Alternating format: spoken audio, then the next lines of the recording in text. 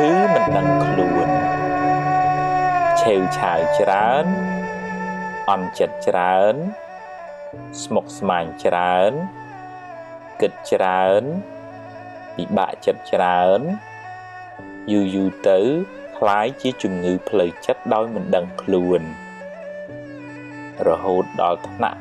បញ្ជាចិត្តលែងបានជីវិតអ្នកនឹងវិលវល់រកសុខមិនឃើញឡើយរាងកាយប្រែคล้ายទៅជាស្ពឹកស្រពន់មិនចង់ធ្វើអីចិត្តមិនលុះលាញរុញរាមិនស្ទុះស្ទាពេលខ្លះទៅជាភ័យខ្លាចគ្រប់រឿងណាមិនគួរភ័យក៏ភ័យដែរថាមិនចង់គិតទេតែចិត្តចេះតែគិតហើយគិតចេញតែរឿងខុសប្រហែលជាដល់ពេលដែលអ្នកត្រូវសម្រាកពីការងារខ្លះបន្ថយសម្ពាធខ្លះមានពេលលំហែខួរក្បាលហើយរៀនផ្ដល់សេចក្តីស្រឡាញ់ឲ្យខ្លួនឯងរឿយថាសូមឲ្យខ្ញុំបានសុខរួចផុតពីទុក្ខសូមឲ្យខ្ញុំបានសុខរួចផុតពីទុក្ខនឹកដល់ពាក្យនេះឲ្យបានរឿយហើយទម្លាប់ហៅចិត្តឲ្យមកនៅក្នុងផ្ទះគឺរូបកាយអ្នកវិញកុំឲ្យវាដើរអនាថាច្រើនពេកទម្លាប់តាមដានវាបើវាទៅណាយើងតាមមើលវាហើយបើវាគិតរឿងខុសទម្លាប់ទាញវាមកវិញមកគិតរឿងបច្ចុប្បន្នរឿងល្អរឿងនាំឲ្យចិត្តសប្បាយហើយកុំសូវនឹករឿងក្តៅក្រហាយពេកកុំស្ដាយក្រោយអីរៀនភ្លេចទៅរឿងណាហួសហើយឲ្យវាហួសទៅចោះហើយរឿងណាមិនទាន់មកដល់ទេក៏កុំព្រួយពេកអីជួបរឿងណាដោះរឿងនឹងទៅកុំបង្កើតរឿងសប្បនិមិត្តមកបន្លាចចិត្តខ្លួនឯងអីហើយបើមានពេលរៀនធ្វើសមាធិខ្លះផងវាជារឿងលំបាកវឹកហាត់ចិត្តនេះណាស់តែអ្នកត្រូវតែព្យាយាមបន្តិចម្ដងគ្មានអ្នកណាជួយអ្នកក្រៅពីអ្នកជួយខ្លួនឯងឡើយ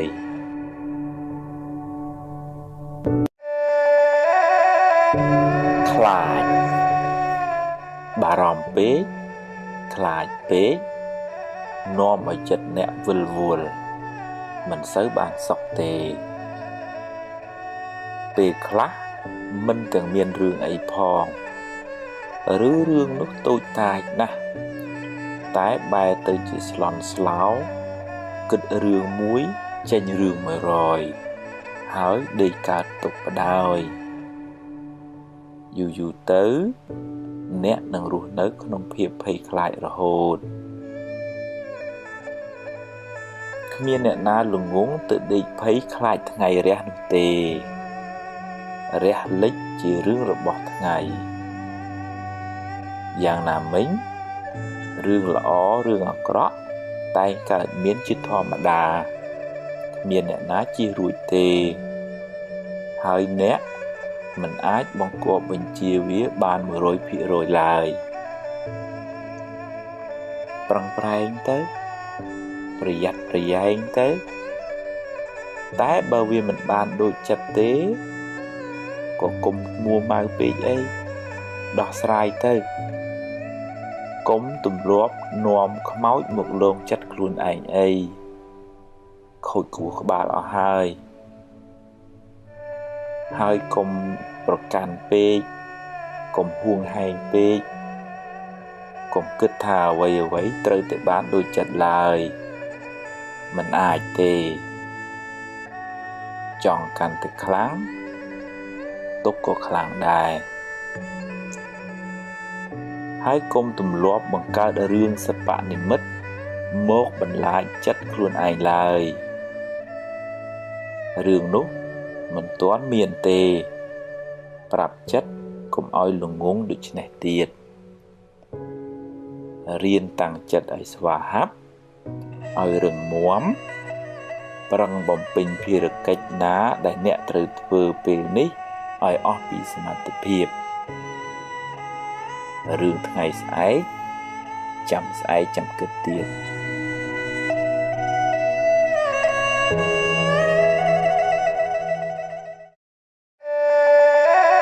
ព្យាបាលរោគចំណែនពេលឃើញគេបានជោគជ័យទម្លាប់អបអរសាទរគេទៅកុំចំណែនអីចំណែនទៅគ្មានបានអីមកយើងផងបានតែក្តៅក្រហាយចិត្តឥតប្រយោជន៍ហើយបើគេដឹងគេស្អប់ទៀតគេប្រឹងគេចេះគេមានបុណ្យទើបគេបានបើយើងអត់យើងប្រឹងទៅ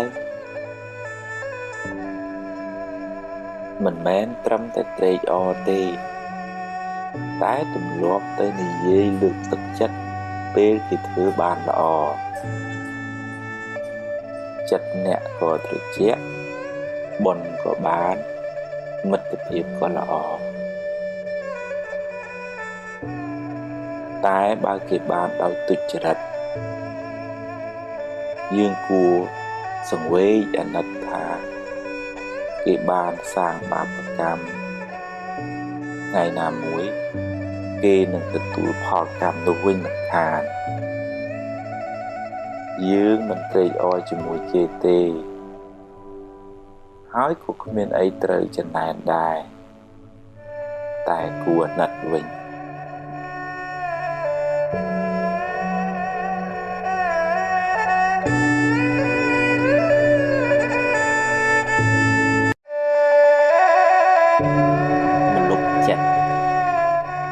ចិត្តល្អ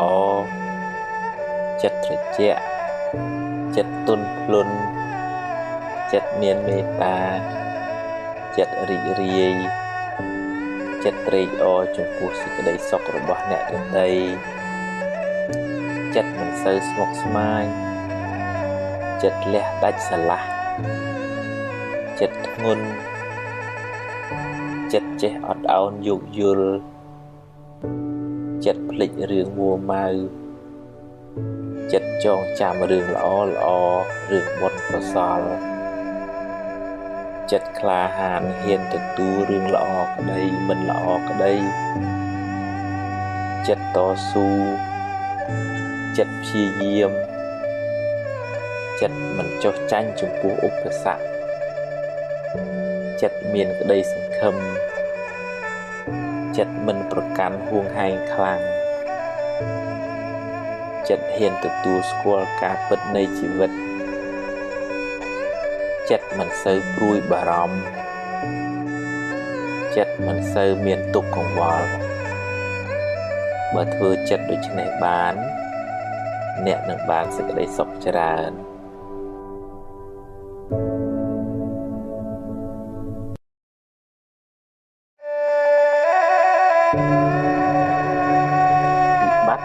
ចិត្តជាសាមញ្ញជនគ្មាននរណាម្នាក់ដែលថាអត់បញ្ហាផ្លូវចិត្តនោះទេគ្រាន់តែតិចច្រើនតាមកម្រិតនៃការអប់រំចិត្តរៀងខ្លួនចិត្តមានវិបត្តិព្រោះចិត្តសម្បូរមេរោគដូចជាមួម៉ៅក្តៅក្រហាយឆេវឆាវខឹងក្រោធភ័យព្រួយបារម្ភស្ដាយសំណោះគិតច្រើនស្មុគស្មាញមិនដាច់ស្រេចជាប់ជំពាក់ហួងហែងច្រើនចំណែនឈ្នាននេះលោភលន់ហួសហេតុជាដើមបើមិនទាន់ឈឺខ្លាំងទេត្រូវចាប់ផ្ដើមព្យាបាលបណ្ដើរទៅ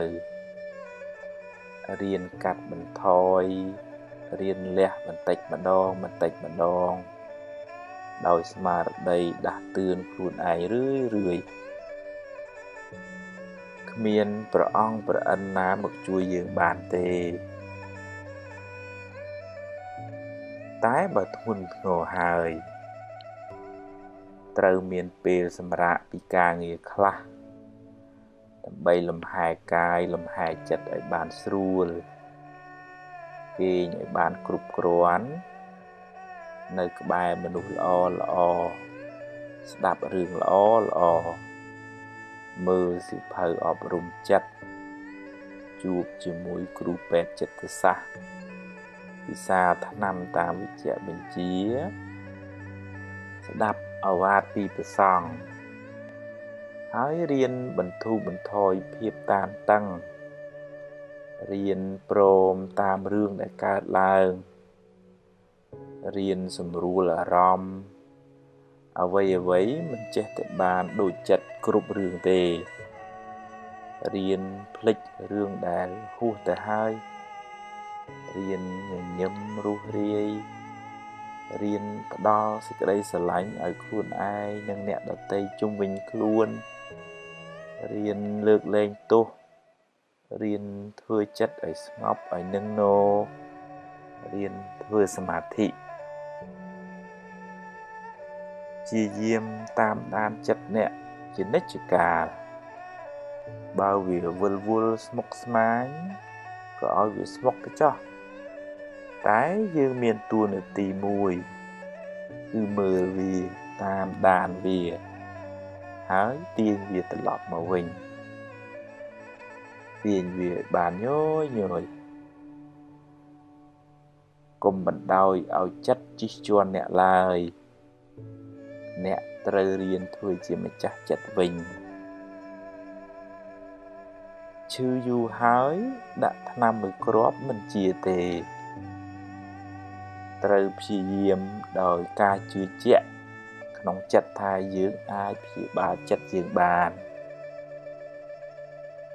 ការងារសំខាន់ជាងគេក្នុងជីវិតយើងម្នាក់គឺការរក្សាចិត្តឲ្យបានល្អបើមិនដូច្នោះទេអ្នកនឹងរស់រងទុក្ខដល់ថ្ងៃស្លាប់មិនខាន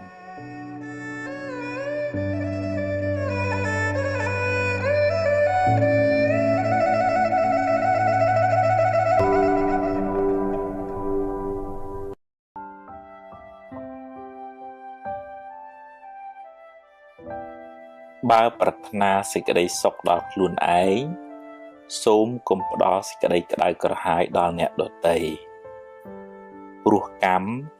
នឹងរត់មករកម្ចាស់វិញមិនខានមានជួបមានព្រាត់មានសុខមានទុក្ខជារឿងធម្មតារៀនទទួលយកទាំងពីរទៅដល់ណាក៏ជួបដែរ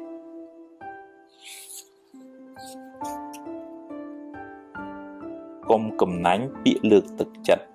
ពេលគេធ្វើបានល្អអ្នកបានបុណ្យផងបានមិត្តភាពផងបានជួយពង្រីកអំពើល្អផង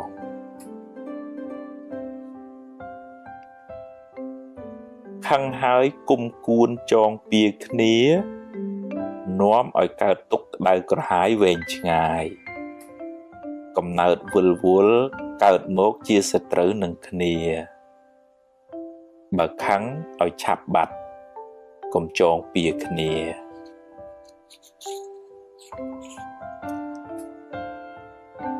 បំណងប្រាថ្នាមិនចេះតែបានសម្រេចគ្រប់ពេលទេហេតុមិនគ្រប់មិនបានសម្រេចឡើយរៀនទទួលស្គាល់ការពិតទើបមិនសូវមានទុក្ខកុំមានអ្នកពេកកុំពូកែតែឯងពេកកុំចេះគ្រប់រឿងពេកកុំអួតពេកស្ងាត់ខ្លះស្ដាប់គេខ្លះក៏ល្អដែរ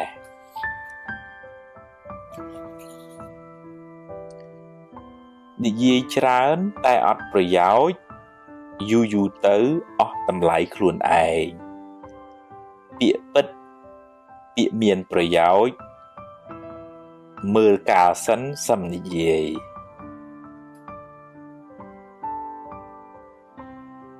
ខឹងក្រោតច្រើនមួម៉ៅច្រើនទុកក៏ច្រើនបើខឹងឲ្យឆាប់បាត់កុំគុំទុកក្នុងចិត្តអីរៀនដូរចិត្តដូរអារម្មណ៍ដូររឿង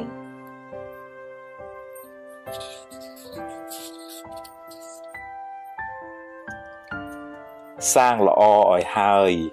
កុំចាំថ្ងៃស្អែកជីវិតមិនទៀងទេខំសាងបុណ្យបានជាទ្រព្យជាប់តាមខ្លួនទម្លាប់និយាយដោយចិត្តមេត្តាដោយពាក្យពីរោះពិសាហើយមើលពេលផងអ្នកបានបុណ្យផងបានមិត្តភាពផង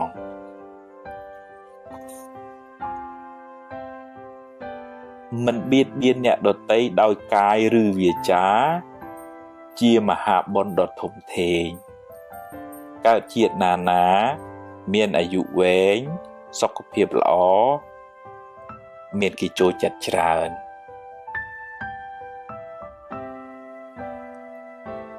អត់ធន់ចំពោះការលំបាកអត់ធ្មត់ចំពោះពាក្យសម្ដីអ្នកដទៃអត់ឱនចំពោះទោសកំហុសទាំងឡាយ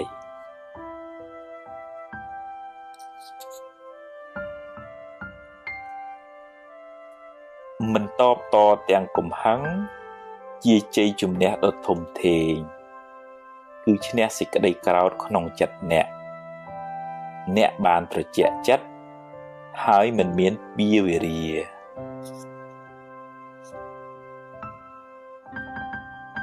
អុចអាលឲ្យគេឆ្លោះគ្នាបាបខ្លាំងណាស់ហើយមានកម្មពៀទៀតកើតជាតិណាបែកបាក់កូនចៅរស់នៅមិនសុខទេ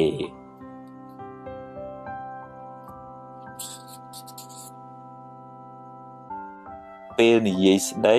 ឲ្យចេះគិតក្រែងចិត្តគេខ្លះផងវាចាមិនល្អនាំឲ្យមានបាបកម្មពៀវេរាកើតជាតិណាសម្បូរសត្រូវ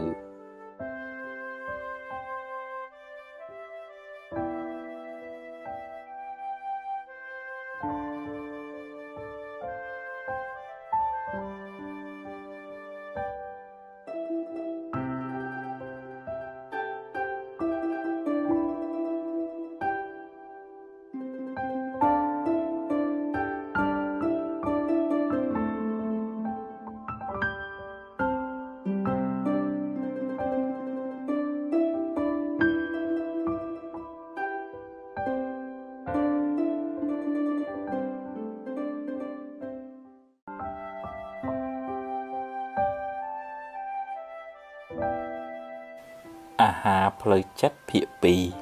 2សំណាងល្អកើតពីអំពើល្អដែលអ្នកបានសាងសំណាងអាក្រក់កើតពីអំពើអាក្រក់ដែលអ្នកបានប្រព្រឹត្តកំហឹងជាកែវពង្រីកធ្វើឲ្យរឿងតូចคล้ายជារឿងធំពេលកំហឹងរសាយបាត់ទៅបញ្ហាងាយដោះស្រាយកុំតក់ក្រហល់ហួសហេតុពេករឿងកើតឡើងតាមហេតុរបស់វាមិនមែនតាមចិត្តអ្នកបង្ខំទេ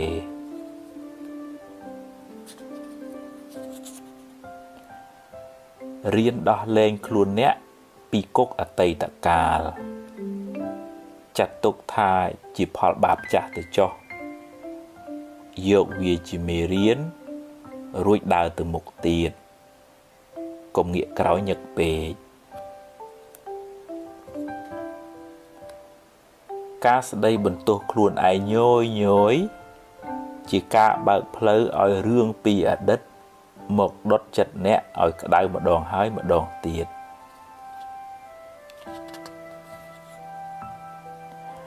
រឿងខ្លះស្ដាប់ត្រចៀកម្ខាងចេញត្រចៀកម្ខាងក៏ល្អដែរព្រោះជារឿងអត់ប្រយោជន៍គិតច្រើននាំឲ្យក្តៅក្រហាយចិត្ត ដរាបណានៅមានជីវិតកុំទាន់អស់សង្ឃឹមផ្ដល់ឱកាសឲ្យខ្លួនឯងម្ដងទៀតចាប់ផ្ដើមសារជាថ្មីព្យាយាមបំពេញភារកិច្ចអ្នកឲ្យអស់ពីសមត្ថភាពនៅថ្ងៃនេះរឿងថ្ងៃស្អែក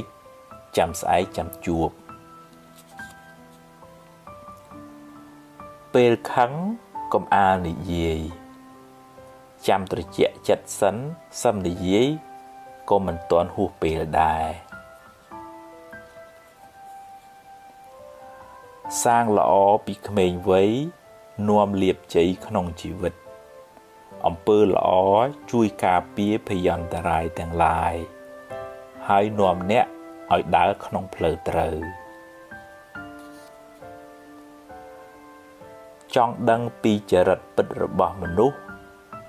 ចាំមើលពេលមានអំណាចក្នុងដៃអ្នកខ្លះបានតួនាទីហើយភ្លេចខ្លួនភ្លេចកំណើត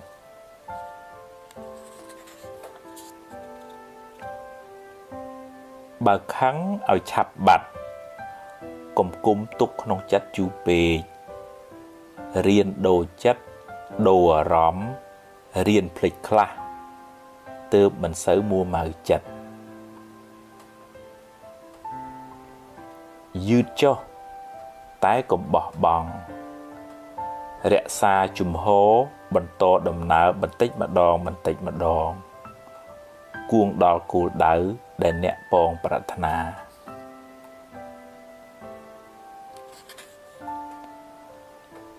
កុំមានអ្នកពេកកុំចេះគ្រប់រឿងពេករៀនស្ដាប់គេខ្លះយើងចេះនេះគេចេះនោះរៀនបើកចិត្តឲ្យទូលាយកុំទម្លាប់បង្អាប់គេហើយលើកខ្លួនឯងគេស្អប់ផងបាបផងមានពៀវេរាផងកើតជាតិណាសម្បូរសត្រូវ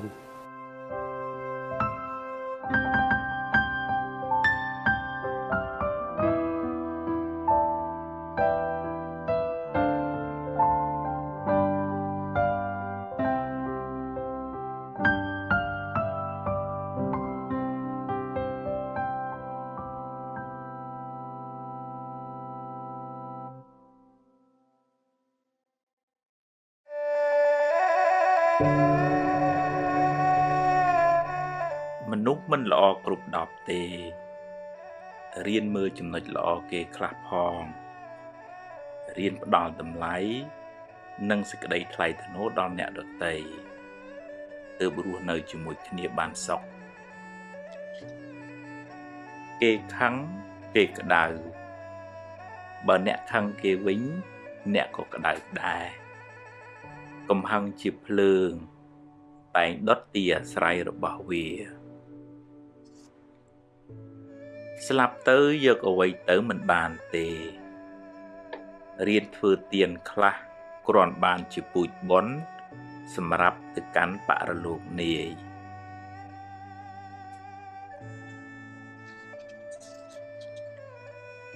ហួងហែងច្រើនទុកក៏ច្រើនដែរព្យាយាមបំពេញតួនាទីអ្នកឲ្យបានល្អបើត្រូវប្រែប្រួលក៏អស់ចិត្តដែរព្រោះអ្នកបានធ្វើអស់ពីសមត្ថភាពហើយចង់ឲ្យគេគោរពអ្នកត្រូវចេះគោរពគេមុនរៀនផ្ដល់តម្លៃសេចក្តីថ្លៃថ្នូរដល់មនុស្សសត្វអ្នកនឹងបានទទួលសេចក្តីសុខមកវិញ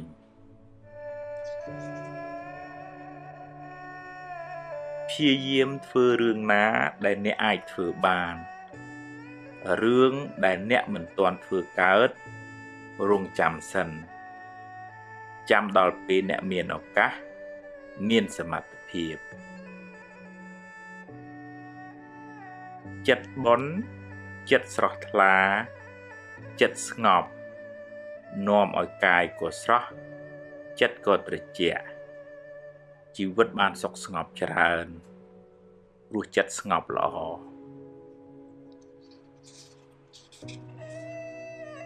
គ្មាននរណាជៀសផុតពីការនិន្ទាទេសូម្បីតែព្រះពុទ្ធកុំសូវយកពាក្យគេមកបំផ្លាញសេចក្តីសុខក្នុងចិត្តអ្នកឡើយធ្វើទានជួយសង្គ្រោះពេលគេមានទុក្ខអ្នកបានបុណ្យផងបានការរាប់អានផងបានដាំពូជជាអ្នកមានទ្រព្យច្រើនផង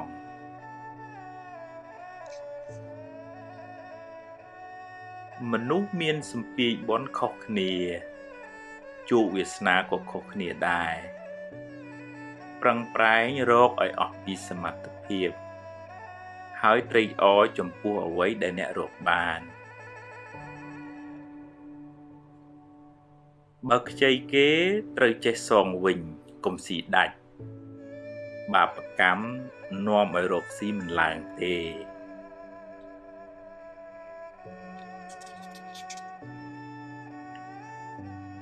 កុំយកមុខយកមាត់តែម្នាក់ឯងចែកគេខ្លះផងទើបធ្វើការជាមួយគ្នាបានយូរកុំយកពាក្យសម្ដីលាមករបស់គេមកគិតហើយដេកកើតទុកឡើយមាត់គេចិត្តគេខាត់គេមិនបានទេរឿងថ្ងៃស្អែកមិនទាន់មាននៅឡើយទេចាំស្អែកចាំជួបកុំព្រួយហួសហេតុពេកបើបុណ្យមាននឹងជួបរឿងល្អអតីតកាលបានកន្លងហួសទៅហើយកុំស្ដាយអីព្រោះបើស្ដាយទៅក៏កែអ្វីមិនបានដដែលយកវាជាមេរៀនហើយដើរទៅមុខកុំងាកក្រោយញឹកពេក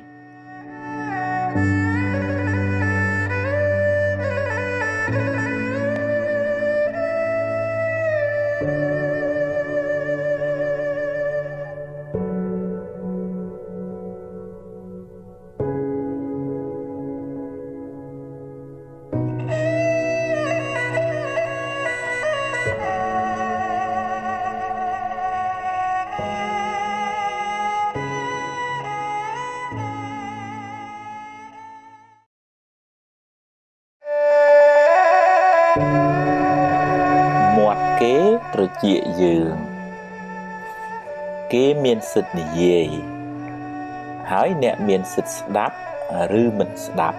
គ្មានអ្នកណាបង្ខំអ្នកទេអ្នកមិនអាចផ្ទប់មាត់គេបានទេតែអ្នកអាចផ្ទប់ត្រចៀកអ្នកបានបើអ្នកគិតថាវាគ្មានប្រយោជន៍គ្មានតម្លៃសម្រាប់ខួរក្បាលអ្នកគិតមេរោគអាចឆ្លងចូលចិត្តអ្នកតាមទ្វារត្រចៀកបើអ្នកចេះតែយកពាក្យពេចន៍ទឺដងគេមកគិតហើយដេកក្តៅក្រហាយពេលគេនិយាយស្ដាប់ចុះតែត្រូវពិចារណាបើវានាំឲ្យចម្រើនចំណេះដឹងនិងគុណធម៌ស្ដាប់ឲ្យច្រើនចុះតែបើជាពាក្យឌឺដងចង់ឲ្យអ្នកក្តៅក្រហាយទេកុំស្ដាប់អី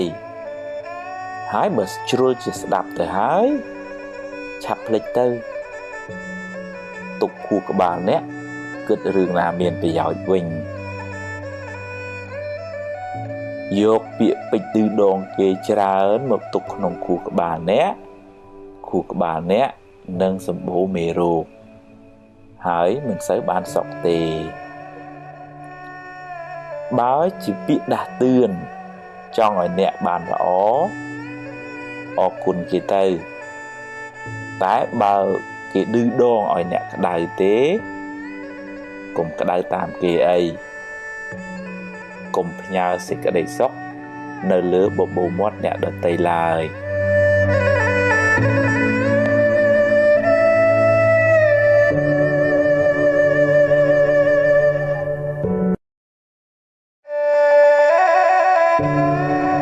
រក្សាចិត្តអ្នកហោះហើរទៅណាអ្នកត្រូវតាមដានចិត្តអ្នកជាប្រចាំ បើចិត្តខឹងក៏ដឹងតែចិត្តកំពុងខឹងហើយមិនថយលបឿនកំហឹងបន្តិចមកបើចិត្តចំណែនដឹងថាចិត្តកំពុងចំណែនហើយទាញវាចេះអបអរសាទរគេវិញបើស្ដាយក្រោយដឹងថាចិត្តកំពុងតែស្ដាយក្រោយហើយទាញវាត្រឡប់មកវិញប្រាប់ថារឿងហួសទៅហើយកុំស្ដាយអីបើចិត្តរីករាយចិត្តល្អចិត្តមេត្តាចិត្តបុណ្យក៏ដឹងថាចិត្តទឹកល្អហើយព្យាយាមចម្រើនចិត្តប្រភេទនេះឲ្យបានច្រើនធ្វើជាប៉ូលីសតាមដានចិត្តអ្នកនាំឲ្យវាគិតរឿងត្រូវរឿងល្អទើបមិនសូវស្មុគស្មាញហើយមិនសូវមានទុក្ខកុំធ្វើជាជនរងគ្រោះឲ្យចិត្តធ្វើបាបអ្នកតាមចិត្តឡើយត្រូវបង្កើនស្មារតីធ្វើជាម្ចាស់ធ្វើជាអ្នកបញ្ជាចិត្តវិញ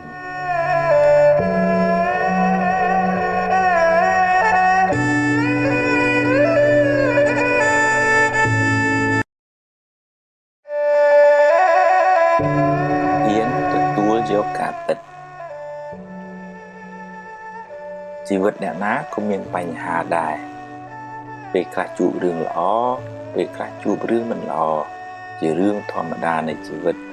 គ្មានអ្នកណាអាចជៀសរួចទេ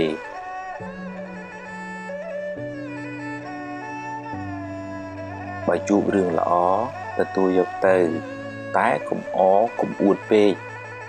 ព្រោះអ្វីមិនទៀងទាត់ទេហើយបើជួបរឿងមិនល្អវិញក៏កុំមួម៉ៅពេកអីជីវិតគឺអញ្ចឹងឯងពេលខ្លះបានដូចចិត្តពេលខ្លះមិនបានដូចចិត្តទេ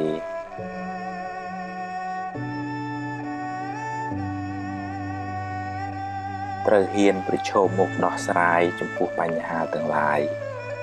កុំភ័យកុំតក់ស្លុតពេកអីភ័យទៅធ្វើឲ្យរឿងកាន់តែស្មុគស្មាញឡើង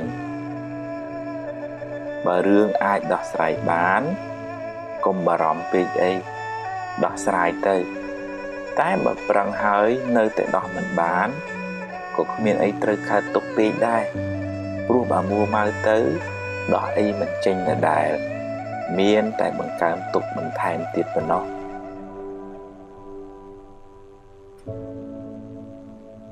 រៀនទទួលយកការពិតរៀនព្រមតាមសមត្ថភាពដែលអ្នកមានទើបមិនសូវកើតទុក្ខ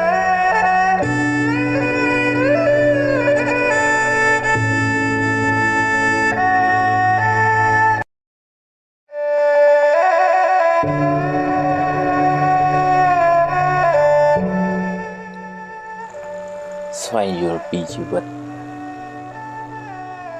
យើងតែម្នាក់មានឧបសគ្គច្រើនណាស់ដែលតម្រូវយើងហ៊ានប្រឈមមុខដោយស្មារតីរឹងប៉ឹងការតស៊ូព្យាយាមក្តីសង្ឃឹមនិងភាពអំណត់អត់ធន់វិថីជីវិតមិនរៀបស្មើរហូតទេមានឡើងមានចុះមានទាបមានខ្ពស់មានសុខមានទុក្ខមានជួបមានព្រាត់មានខាតមានចំណេញជារឿងធម្មតាដូច្នេះត្រូវបង្កើនស្មារតីចម្រើនប្រាជ្ញាប្រាប់ខ្លួនឯងឲ្យហ៊ានទទួលយកការពិតទាំងឡាយទាំងល្អទាំងមិនល្អដែលកើតឡើងក្នុងជីវិតនេះពេលជួបរឿងល្អហ៊ានទទួលយកទៅតែកុំជូរពេកពេលជួបរឿងមិនល្អក៏ត្រូវតែហ៊ានទទួលហើយព្យាយាមដោះស្រាយឲ្យអស់ពីលទ្ធភាពទៅដោះបានប៉ុណ្ណាយកប៉ុណ្ណឹងទៅកុំកើតទុកពេកអីគ្មានអ្នកណាមានសមត្ថភាពដោះបានគ្រប់បញ្ហាទេហើយកុំសូវប្រៀបធៀបជីវិតអ្នកទៅនឹងជីវិតគេអីខ្សែជីវិតម្នាក់មិនដូចគ្នាទេគេជួបរឿងគេយើងជួបរឿងយើងតែអ្នកអាចរៀនសូត្រពីគេបានខ្លះជីវិតនេះតែមានបញ្ហាហើយបញ្ហាបានបង្រៀនអ្នកឲ្យរឹងមាំជាងមុនរៀនញញឹមដាក់បញ្ហាកុំយំដាក់បញ្ហា ទើបជីវិតមិនសូវមានទុក្ខ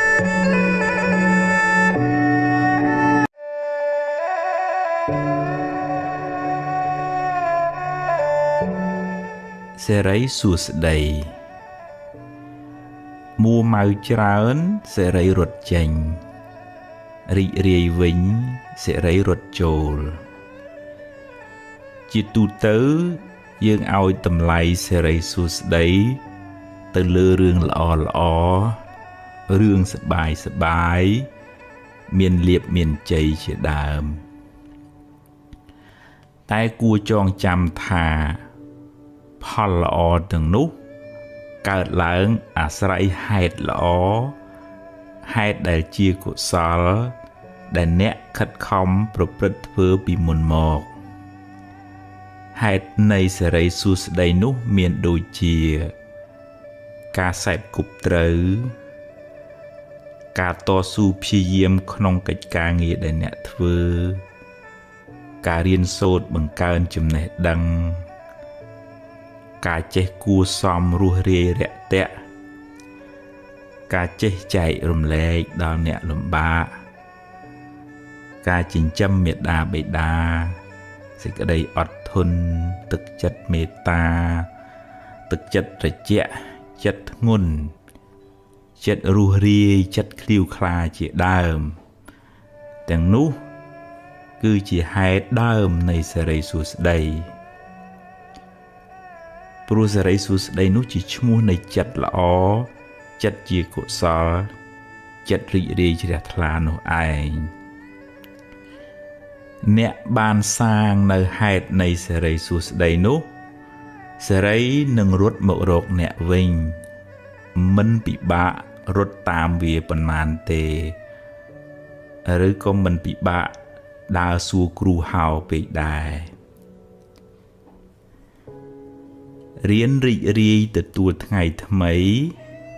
ដោយចិត្តស្រស់ស្រាយក្នុងសេចក្តីល្អបើអ្នកគ្មានអ្វីច្រើនយ៉ាងហោចណាស់អ្នកនៅមានជីវិតរស់បន្តមួយថ្ងៃទៀត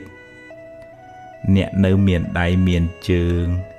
មានសតិស្មារតីសម្រាប់បំពេញការងារបន្តរៀនរីករាយចំពោះអ្វីដែលអ្នកមានអ្វីដែលអ្នករកបានដោយសុចរិតហើយប្រឹងប្រែងបន្តទៀតតែបើដំណើរជីវិតនេះត្រូវជួបរឿងមិនល្អខ្លះរឿងអពមង្គលខ្លះក៏កុំមួម៉ៅពេកអីព្រោះបើមួម៉ៅទៅរឿងនៅតែជារឿងហើយចិត្តកាន់តែស្មុគស្មាញថែមជីវិតតែងជួបបញ្ហាខ្លះអីចឹងឯងទ្រាំទៅបើជួបហើយប្រឹងដោះទៅហើយបើដោះហើយត្រូវដើរហួសទៅមុខទៀតកុំស្ពាយរឿងសំពីងសំពងពេក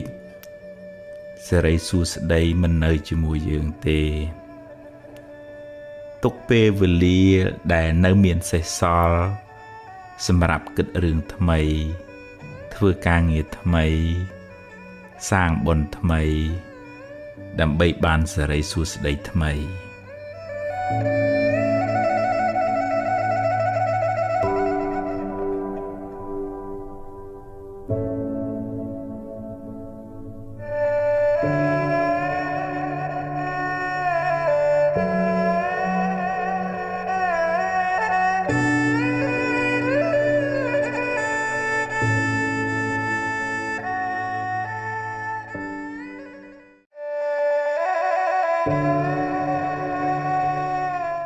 មេរៀនអាចថាមានពេលខ្លះ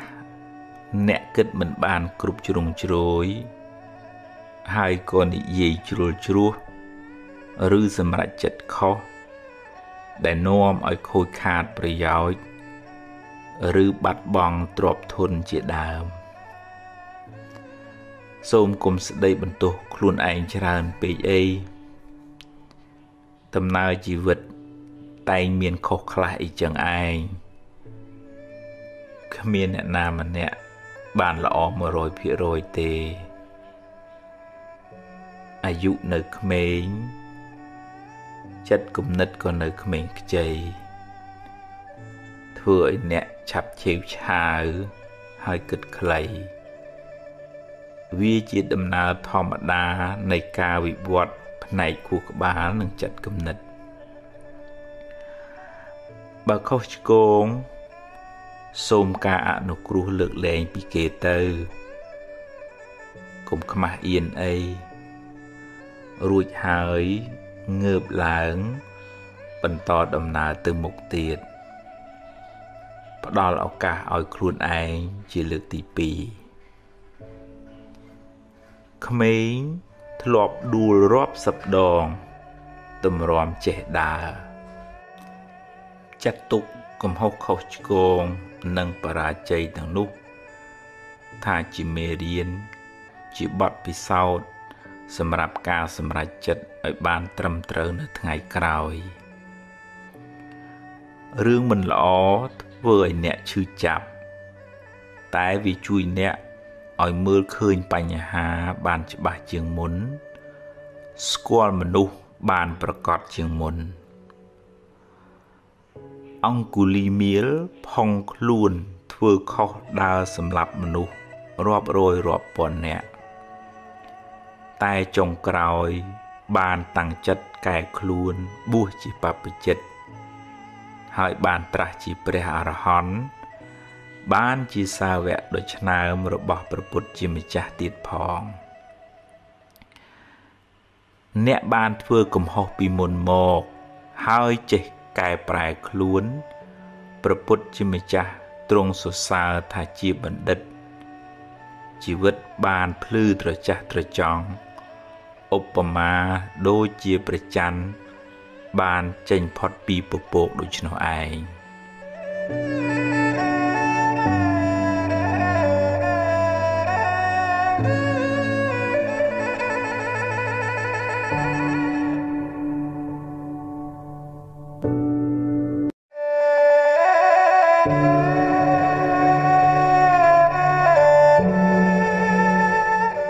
រៀនសម្រេចចិត្តមុននឹងសម្រេចចិត្តគិតឲ្យបានច្បាស់លាស់សិនសួរយោបល់គេឯងឲ្យបានគ្រប់ជ្រុងជ្រោយហើយចុងក្រោយអ្នកត្រូវសម្រេចចិត្តដោយខ្លួនឯងហើយបើសម្រេចយ៉ាងណាហើយធ្វើតាមនឹងទៅកុំសាវ៉ាដូរចុះដូរឡើងពេកអីព្រោះវាធ្វើឲ្យរំខានចិត្តខ្លាំងមិនសូវបានសុខទេហើយបើឧបមាថាការសម្រេចចិត្តនោះខុសនាំឲ្យខូចខាតបាត់បង់សូមគុំទម្លាប់បន្ទោសគេបន្ទោសឯងឬមួម៉ៅក្តៅក្រហាយស្ដីបន្ទោសខ្លួនឯងយូរពេកអីចាត់ទុកថាវាជាផលនៃបាបចាស់ទៅចុះកុំស្ដាយពេកអីព្រោះស្ដាយទៅបានត្រឹមតែខូចចិត្តយកវាជាមេរៀនគិតសារជាថ្មីឡើងវិញធ្វើឲ្យបានប្រសើរជាងមុន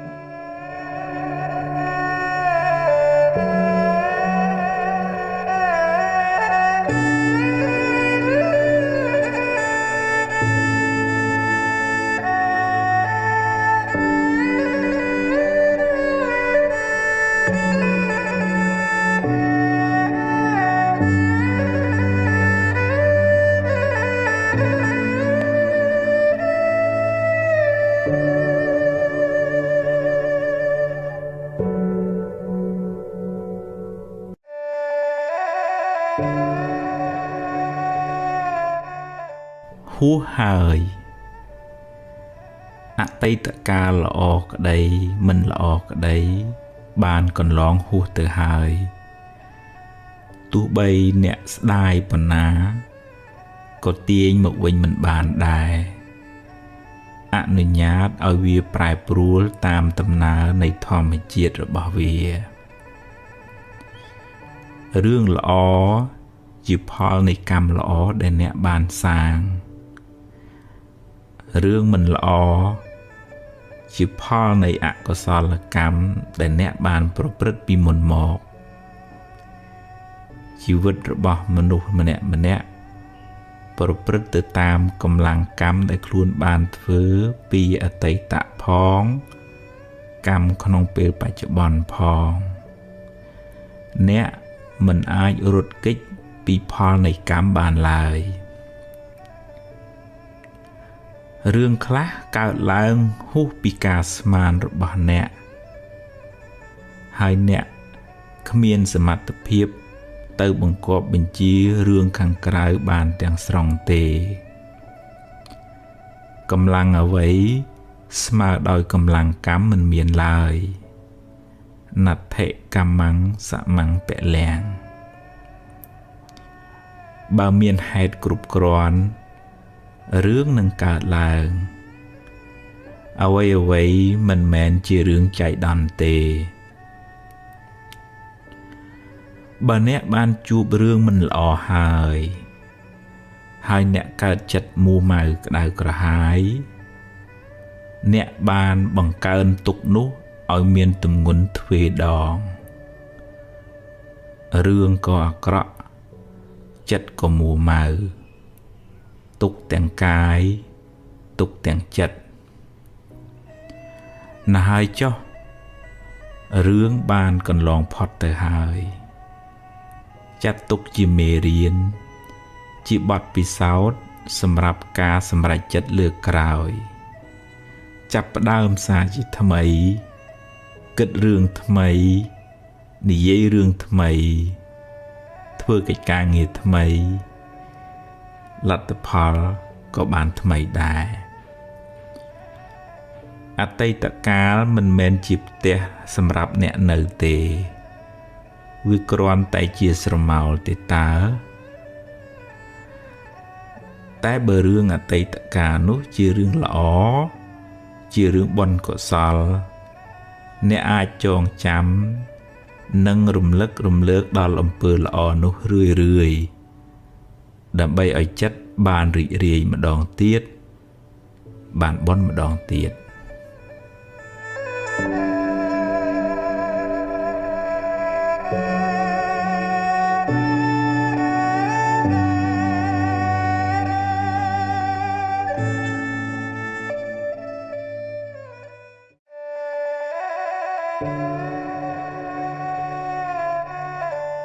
អតីតកាលពីរប្រភេទអតីតកាលខ្លះល្អអតីតកាលខ្លះមិនល្អទេជារឿងធម្មតាសម្រាប់ជីវិតមនុស្សម្នាក់ហើយអតីតកាលទាំងពីរនោះបានរលត់បាត់ទៅហើយអ្នកមិនអាចបកក្រោយទៅកែប្រែវាបានទេតែបើអ្នកគិតត្រូវអ្នកអាចកែច្នៃវាបានជាប្រយោជន៍សម្រាប់សាងអនាគតល្អទៅខាងមុខបើអតីតកាលនោះជារឿងល្អជារឿងបុណ្យកុសលអ្នកអាចរំលឹករំលើកវាឡើងវិញដើម្បីឲ្យចិត្តបានជ្រះថ្លាម្ដងទៀតបានសប្បាយចិត្តម្ដងទៀតអ្នកក៏ឈ្មោះថាបានធ្វើបុណ្យម្ដងទៀតដែរដែលនៅក្នុងធម៌លោកហៅថាអបរចេតនាឧស្សាហ៍រំលឹកដល់ទានដែលអ្នកបានឲ្យដល់អំពើល្អដែលអ្នកបានសាងរំលឹកឲ្យបានរឿយចិត្តអ្នកបានចម្រើនដោយបុណ្យចម្រើនដោយភាពត្រជាក់ត្រជុំឧបមាដូចជាការចាក់ទឹកដាក់ជីដល់ដំណាំដែលអ្នកបានដាំដំណាំនោះនឹងផ្ដល់ផលកាន់តែច្រើនឡើងតែ បើអតីតកាលនោះជារឿងមិនល្អជារឿងអកុសលចាត់ទុកថាវាជាផលបាបចាស់ទៅចោះយកវាជាមេរៀនជាមូលដ្ឋាននៃការប្រុងប្រយ័ត្នលើក្រោយហើយអនុញ្ញាតឲ្យវាកន្លងហួសទៅកុំស្ដាយអីព្រោះបើស្ដាយទៅក៏មិនអាចកែប្រែអ្វីបានដដែលហើយបើអ្នករំលឹករំលើកវាញឹកញាប់ពេកវាមានតែនាំឲ្យចិត្តអ្នកក្តៅក្រហាយប៉ុណ្ណោះ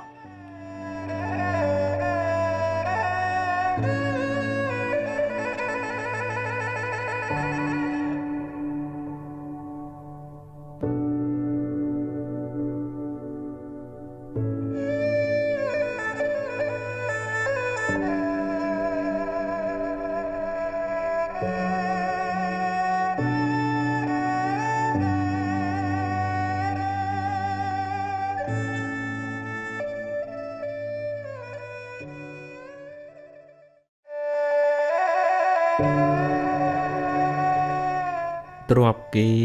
ទ្រព្យយើងក្នុងដំណើរនៃវដ្តសង្សារនេះមិនដឹងថាយើងម្នាក់ជាប់ជំពាក់កម្មជាមួយអ្នកណាខ្លះធ្លាប់ធ្វើបាបធ្វើអាក្រក់ចងពៀជាមួយគ្នាពីជាតិណាមកទេកំហឹងគំនុំស្អប់ចងអាឃាតគ្នាឬបាបកម្មណាមួយសុទ្ធតែនាំឲ្យមានពៀវេរាកំណើតវិលវល់អន្ទូលទៅមកដល់ពេលណាមួយកម្មនោះនឹងវិលមករកអ្នកវិញពេលកម្មចាស់ឲ្យផលអ្នកក៏ត្រូវជួបរឿងមិនល្អព្រាត់ប្រាសឬខាតលងចុងទៅអ្នកធ្វើបាបកម្មអាក្រក់តែម្ដងទេតែពេលកម្មឲ្យផលមិនមែនឲ្យតែម្ដងទេត្រូវឲ្យការគេថែមទៀតត្រូវទទួលផលកម្មនោះច្រើនដងឬច្រើនជាតិដោយសារចេតនាក្នុងការធ្វើកម្មនោះច្រើនដែរគឺចេតនាមុនពេលធ្វើលោកហៅថាបុព្វចេតនាចេតនាពេលកំពុងធ្វើលោកហៅថាមញ្ញនចេតនានិងចេតនាដែលអ្នកធ្វើឲ្យសប្បាយក្នុងការធ្វើបាបនោះលោកហៅថាអបរចេតនាពេលធ្វើអាក្រក់អ្នកខ្លះសប្បាយណាស់ព្រោះវានាំឲ្យបានទ្រព្យធនបានលៀបបានយសឬឈ្នះគេដោយទង្វើអាក្រក់របស់ខ្លួនតែកុំភ្លេចថាការធ្វើបាបនោះមានឧបមាដូចជាការផឹកទឹកឃ្មុំដែលលាយដោយថ្នាំពិសដូច្នោះឯងឆ្ងាញ់ពីដំបូងតែចុងក្រោយត្រូវពុលស្លាប់យ៉ាងណាមិញទ្រព្យរកដោយការបៀតបៀនអ្នកដទៃជាទ្រព្យក្តៅក្រហាយជាទ្រព្យមានពៀមិនសុខកាយមិនសុខចិត្តឡើយហើយជាប់ពៀវរាវែងឆ្ងាយក្នុងជីវិតបច្ចុប្បន្ននេះផងក្នុងអនាគតជាតិផងបាបកម្មនោះនឹងតាមលងបន្លាចអ្នករហូតដល់ថ្ងៃស្លាប់យើងគ្រប់គ្នាគួរខ្លាចបាបខ្លាចអំពើអាក្រក់មិនគួរចាញ់បោកវាមិនគួរឲ្យវាដឹកមុខហើយទៅប្រព្រឹត្តអាក្រក់ឡើយព្រោះអំពើបាបនោះនឹងនាំទុក្ខមកខ្លួនយើងវិញបាបវានាំឲ្យយើងសប្បាយក្នុងរយៈពេលខ្លីតែត្រូវរងទុក្ខក្នុងរយៈពេលវែងគួរមានស្មារតីប្រឹងរកទ្រព្យដោយសុចរិតមិនបៀតបៀន មិនប៉ះពាល់ទ្រព្យអ្នកណាឡើយបានតិចបានច្រើនជាទ្រព្យត្រជាក់ជាទ្រព្យពរជ័យអ្នករស់នៅដោយសេចក្តីសុខមិនផិតភ័យមិនតក់ស្លុតក្នុងចិត្តឡើយព្រោះគ្មានអំពើបាបមកតាមលងបន្លាចអ្នក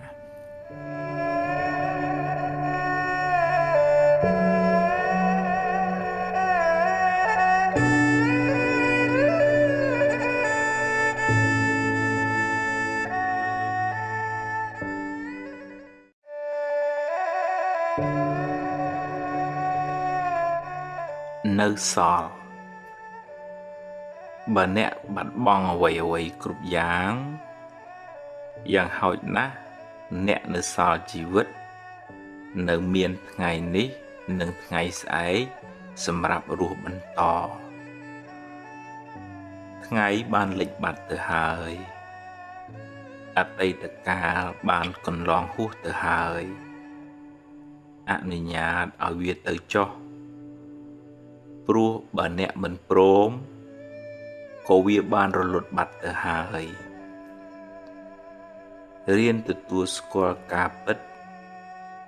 កំណត់ដឹងថាសង្ខារទាំងឡាយតែងប្រែប្រួលមិនទៀងទាត់ទេអារម្មណ៍ជាអតីត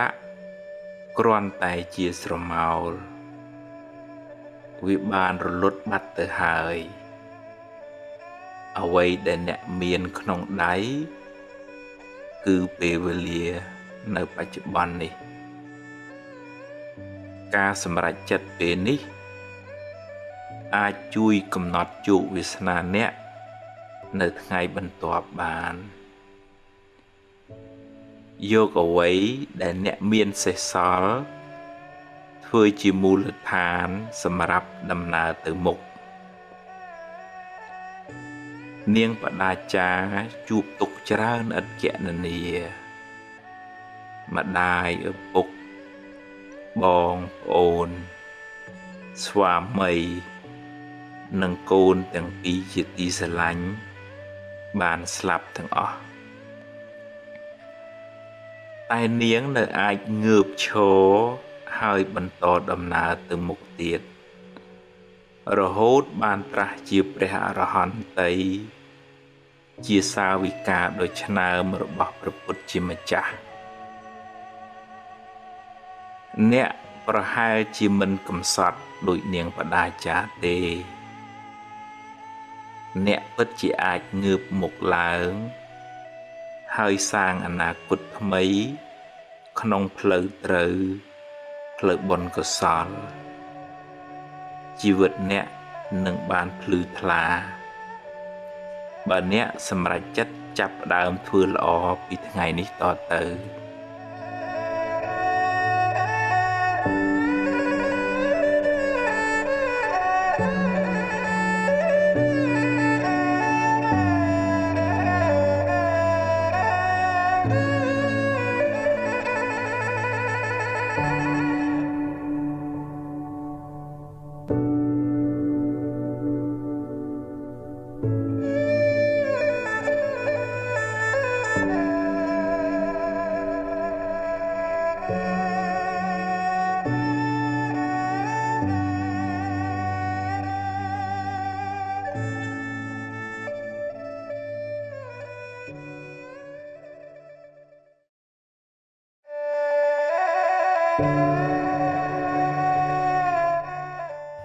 បាបចាស់បុណ្យថ្មី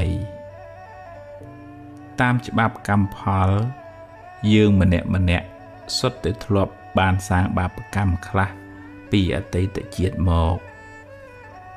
កាលណាដល់ពេលដ៏សមគួរបាបចាស់នឹងឲ្យផលអ្នកក៏ជួបរឿងមិនល្អជួបប្រទះនៅបញ្ហាឬមុខរបរត្រូវខាតបង់ទៅកម្មប្រៀបបានដូចជាស្រមោលអន្ទូលតាមប្រាណតែងជាប់តាមបុគ្គលអ្នកប្រព្រឹត្តនោះទៅក្នុងជាតិកំណើតតទៅ ទោះបីខំរត់ទៅណាក៏មិនអាចអ្នកធ្លាប់បៀតបៀនជីវិតគេពីអតីតជាតិមកកើតមកក្នុងជាតិនេះក៏សម្បូរជំងឺហើយអាយុមិនវែងទេអ្នកធ្លាប់កឹបកេងទ្រព្យគេនាំឲ្យរកស៊ីមិនឡើងឬខាតលងចុងឬត្រូវបាត់បង់ភ្លើងឆេះទឹកលិចទៅចំណែកអ្នកដែលចូលចិត្តចរណែននិន្ទាអ្នកដទៃកើតមកជាតិណាច្រើនមានគេស្អប់ទៅណាមកណាខ្សត់មិត្តសម្បូរសត្រូវរីឯអ្នកចូលចិត្តខឹងមួម៉ៅច្រើនកើតមកមានរូបមិនស្អាតមុខមិនស្រស់ដូចគេតែគួរចងចាំថារឿងមិនល្អជាផលនៃបាបចាស់រីឯភាពមួម៉ៅក្តៅក្រហាយជាបាបថ្មីដែលធ្វើឲ្យរឿងកាន់តែអាក្រក់ឡើងផលកម្មចាស់គ្មានអ្នកណារត់គេចបានទេតែអ្នកអាចសាងកម្មថ្មីកម្មល្អដែលនាំឲ្យជីវិតបានប្រសើរឡើងវិញជោគវាសនាជីវិតអ្នកមិនពឹងផ្អែកទាំងស្រុងទៅលើកម្មចាស់ទេតែកម្មថ្មីកម្មបច្ចុប្បន្នមានឥទ្ធិពលខ្លាំងលើខ្សែជីវិតអ្នកបើអ្នកជួបរឿងមិនល្អចាត់ទុកថាជាផលនៃកម្មចាស់ទៅចុះខំប្រឹងដោះស្រាយហើយបើដោះហើយងើបឡើងដើរទៅមុខទៀតសូមកុំស្ពាយផលកម្មចាស់នោះតាមខ្លួនយូរពេកធ្ងន់ណាស់បើវាឲ្យផលម្ដងហើយឲ្យវាកន្លងផុតទៅបើអ្នកមួម៉ៅនឹងវានឹងឧស្សាហ៍មករកអ្នកវិញមិនខាន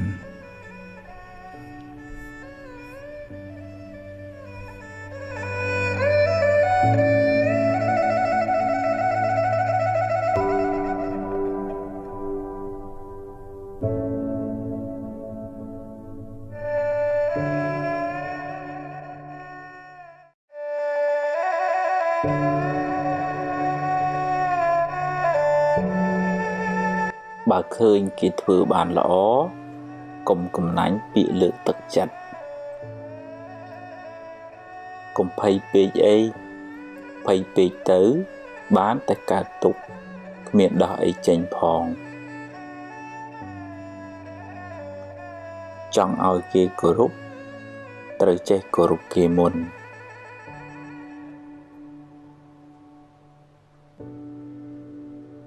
កុំសូវនិយាយរឿងមួម៉ៅពេកខាតពេលផងខូចចិត្តផងហើយបាបទៀតកុំយកកំហឹងជាម្ចាស់ត្រូវធ្វើជាម្ចាស់កំហឹងវិញ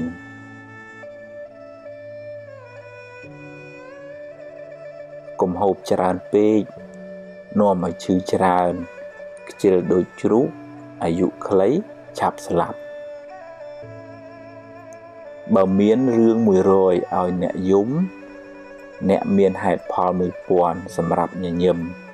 រួចបន្តដំណើរទៅមុខទៀត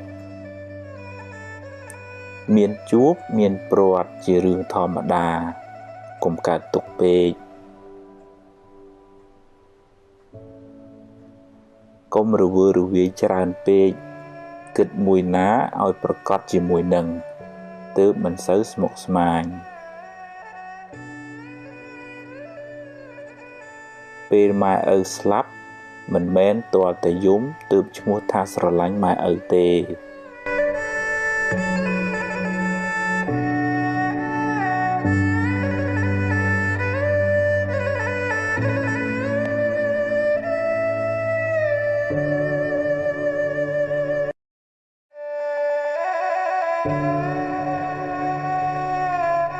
បើចង់សុខកុំចង់ឲ្យអ្វីបានដូចចិត្តអ្នកគ្រប់រឿងឡើយរៀនព្រមខ្លះទៅទំនិញអាចរកទិញបានតែពេលវេលាទិញមិនបានទេរៀនប្រើវាឲ្យបានប្រយោជន៍ច្រើនសន្សំទ្រព្យផងសន្សំធម៌ផងទើបជីវិតបានសុខច្រើនកុំប្រៀបធៀបជាមួយគេអីខ្សែជីវិតម្នាក់មិនដូចគ្នាទេ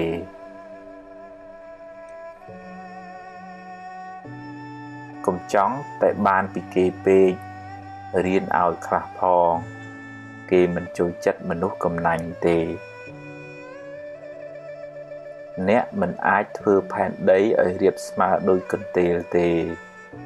អ្នកមិនអាចឲ្យគេគិតដូចអ្នកគ្រប់រឿងទេ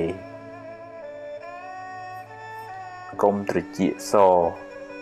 កុំលួចតាមគេចាក់ចាំច្បាស់សិនសឹមស្ដីថាទើបមិនសូវមានកំហុសសង្ឃឹមខ្លាំងខកចិត្តក៏ខ្លាំងដែររៀនព្រមទើបមិនសូវកើតទុក្ខអ្វីមិនទៀងទេកុំប្រកាន់មាំពេក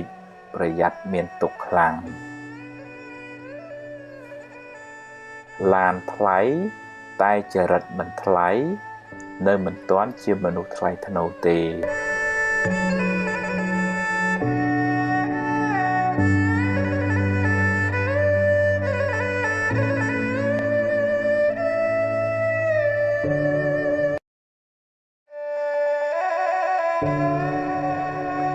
យកឈ្នះកំហឹងក្នុងចិត្តអ្នកប្រសើរជាងឈ្នះគេដោយកំហឹង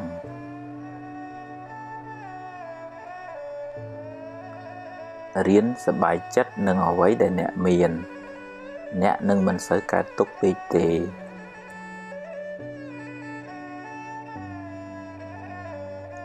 ជីវិតតែមានបញ្ហាគ្មានអ្នកណាជៀសផុតទេ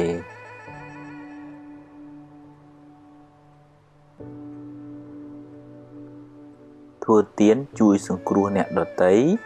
បានបុណ្យផងបានការស្រឡាញ់រាប់អានផងដាំពូជជាអ្នកមានទ្រព្យសម្បត្តិច្រើនផងទម្លាប់ចិត្តឲ្យគិតរឿងល្អរឿងត្រូវជីវិតមិនសូវមានទុក្ខទេផ្ទះជាជំរកកាយគុណធម៌ទាំងឡាយជាជំរកចិត្ត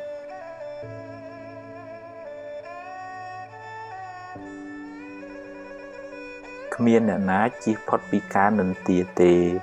សូម្បីតែព្រះពុទ្ធកុំសូវយកពាក្យគេមកបំផ្លាញសេចក្តីសុខក្នុងចិត្តអ្នកឡើយគុណធម៌នាំមកនៅភាពត្រជាក់ត្រជុំសម្រាប់ខ្លួនអ្នកនិងអ្នកជុំវិញខ្លួនកុំមួម៉ៅនឹងរឿងដែលអ្នកធ្វើមិនកើតអីប្រឹងធ្វើរឿងណាដែលអ្នកអាចធ្វើបានរកទ្រព្យរកវិជ្ជាកុំភ្លេចរកមេរៀនអប់រំចិត្តផងទើបរស់នៅបានសុខ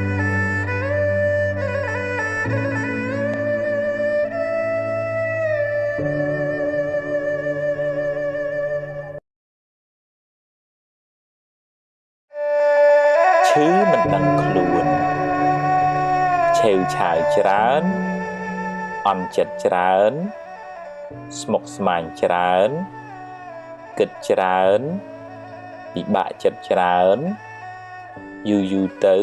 คล้ายជាជំងឺផ្លូវចិត្តដោយមិនដឹងខ្លួនរហូតដល់ថ្នាក់បញ្ជាចិត្តលែងបានជីវិតអ្នកនឹងវិលវល់រកសុខមិនឃើញឡើយរាងកាយប្រែคล้ายទៅជាស្ពឹកស្រពន់មិនចង់ធ្វើអីចិត្តមិនលុះលាញរុញរាមិនស្ទុះស្ទាពេលខ្លះទៅជាភ័យខ្លាចគ្រប់រឿងណាមិនគួរភ័យក៏ភ័យដែរថាមិនចង់គិតទេតែចិត្តចេះតែគិត ហើយគិតចេញតែរឿងខុសៗប្រហែលជាដល់ពេលដែលអ្នកត្រូវសម្រាកពីការងារខ្លះបន្ថយសម្ពាធខ្លះមានពេលលំហែខួរក្បាលហើយរៀនផ្ដោតសេចក្តីស្រឡាញ់ឲ្យខ្លួនឯងរឿយៗថាសូមឲ្យខ្ញុំបានសុខរួចផុតពីទុក្ខសូមឲ្យខ្ញុំបានសុខរួចផុតពីទុក្ខនឹកដល់ពាក្យនេះឲ្យបានរឿយៗហើយទម្លាប់ហៅចិត្តឲ្យមកនៅក្នុងផ្ទះគឺរូបកាយអ្នកវិញកុំឲ្យវាដើរអនាថាច្រើនពេកទម្លាប់តាមដានវាបើវាទៅណាយើងតាមមើលវាហើយបើវាគិតរឿងខុសៗទម្លាប់ទាញវាមកវិញមកគិតរឿងបច្ចុប្បន្នរឿងល្អរឿងនាំឲ្យចិត្តសប្បាយហើយកុំសូវនឹករឿងក្តៅក្រហាយពេកកុំស្ដាយក្រោយអីរៀនភ្លេចទៅរឿងណាហួសហើយឲ្យវាហួសទៅចោះហើយរឿងណាមិនទាន់មកដល់ទេ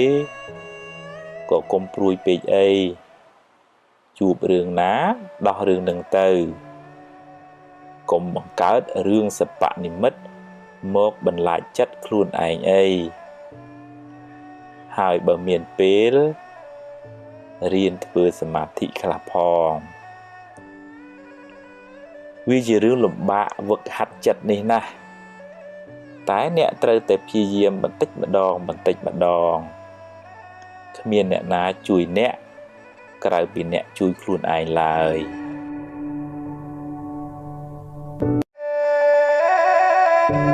ខ្លាចបារម្ភពេកខ្លាចពេកនាំឲ្យចិត្តអ្នកវិលវល់មិនសូវបានសុខទេពេលខ្លះមិនទាំងមានរឿងអីផងឬរឿងនោះតូចតាចណាស់តែបែរទៅជាស្លន់ស្លោគិតរឿងមួយចេញរឿង100ហើយដេកកើតទុកបដោយយូរទៅ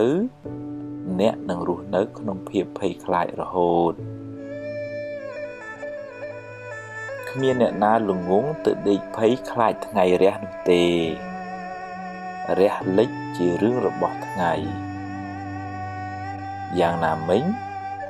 រឿងល្អរឿងអាក្រក់តែងកើតមានជាធម្មតាគ្មានអ្នកណាជៀសរួចទេហើយអ្នក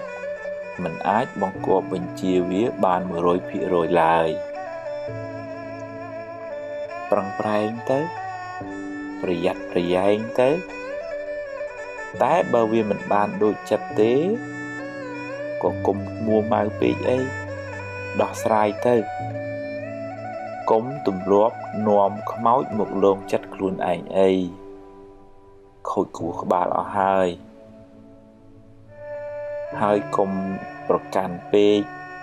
កុំហួងហែងពេកកុំគិតថាអ្វីត្រូវតែបានដូចចិត្តឡើយមិនអាចទេចង់កាន់តែខ្លាំងទុកក៏ខ្លាំងដែរហើយកុំទម្លាប់បង្កើតរឿងសពនិមិត្តមកបន្លាចចិត្តខ្លួនឯងឡើយរឿងនោះមិនទាន់មានទេប្រាប់ចិត្តកុំឲ្យល្ងងដូចនេះទៀតរៀនតាំងចិត្តឲ្យស្វាហាប់ឲ្យរឹងមាំប្រឹងបំពេញភារកិច្ចណាដែលអ្នកត្រូវធ្វើពេលនេះឲ្យអស់ពីសមត្ថភាពរឿងថ្ងៃស្អែកចាំស្អែកចាំគិតទៀត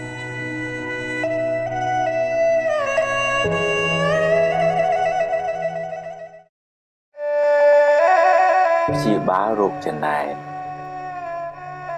ពេលឃើញគេបានជោគជ័យទម្លាប់អបអរសាទរគេទៅកុំចំណែនអីចំណែនទៅគ្មានបានអីមកយើងផងបានតែក្តៅក្រហាយចិត្តឥតប្រយោជន៍ហើយបើគេដឹងគេស្អប់ទៀត គេប្រឹងគេចេះគេមានបុណ្យទើបគេបានបើយើងអត់យើងប្រឹងទៅ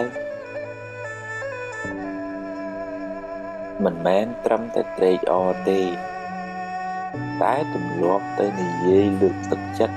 ពេលគេធ្វើបានល្អ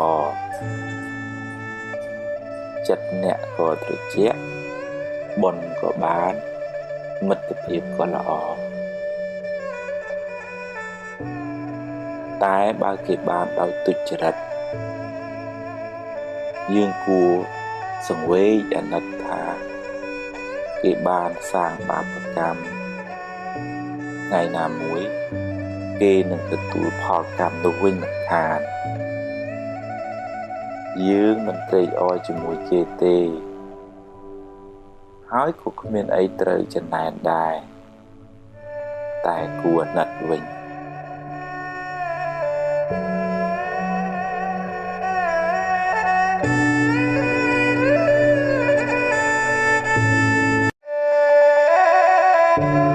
មនុស្សចិត្តល្អចិត្តត្រជាក់ចិត្តទន់ភ្លន់ចិត្តមានមេត្តាចិត្តរីករាយចិត្តត្រេកអរចំពោះសេចក្តីសុខរបស់អ្នកដទៃចិត្តមិនសូវស្មុគស្មាញចិត្តលះដាច់ស្រឡះចិត្តធ្ងន់ចិត្តចេះអត់ឱនយោគយល់ចិត្តភ្លេចរឿងមួម៉ៅចិត្តចងចាំរឿងល្អរឿងបុណ្យកុសលចិត្តក្លាហានហ៊ានទទួលរឿងល្អក្តីមិនល្អក្តីចិត្តតស៊ូចិត្តព្យាយាមចិត្តមិនចុះចាញ់ចំពោះឧបសគ្គចិត្តមានក្តីសង្ឃឹមចិត្តមិនប្រកាន់ហួងហែងខ្លាំងចិត្តហ៊ានទទួលស្គាល់ការពិតនៃជីវិតចិត្តមិនសូវព្រួយបារម្ភចិត្តមិនសូវមានទុក្ខកង្វល់បើធ្វើចិត្តដូច្នេះបានអ្នកនឹងបានសេចក្តីសុខច្រើន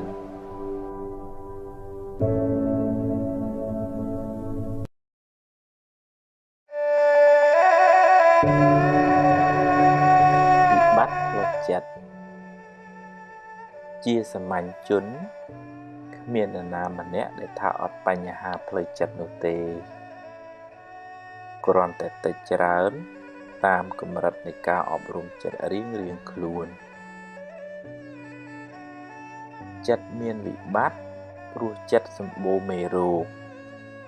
ដូចជាមួម៉ៅក្តៅក្រហាយឆេវឆាវខឹងក្រោធភ័យព្រួយបារម្ភស្ដាយសំណោះគិតច្រើនស្មុគស្មាញមិនដាច់ស្រេចជាប់ជំពាក់ហួងហែងច្រើនចំណែនឈ្នាននេះលោភលន់ហួសហេតុជាដើមបើមិនទាន់ឈឺខ្លាំងទេត្រូវចាប់ផ្ដើមព្យាបាលបណ្ដើរទៅរៀនកាត់បន្ថយរៀនលះបន្តិចម្ដង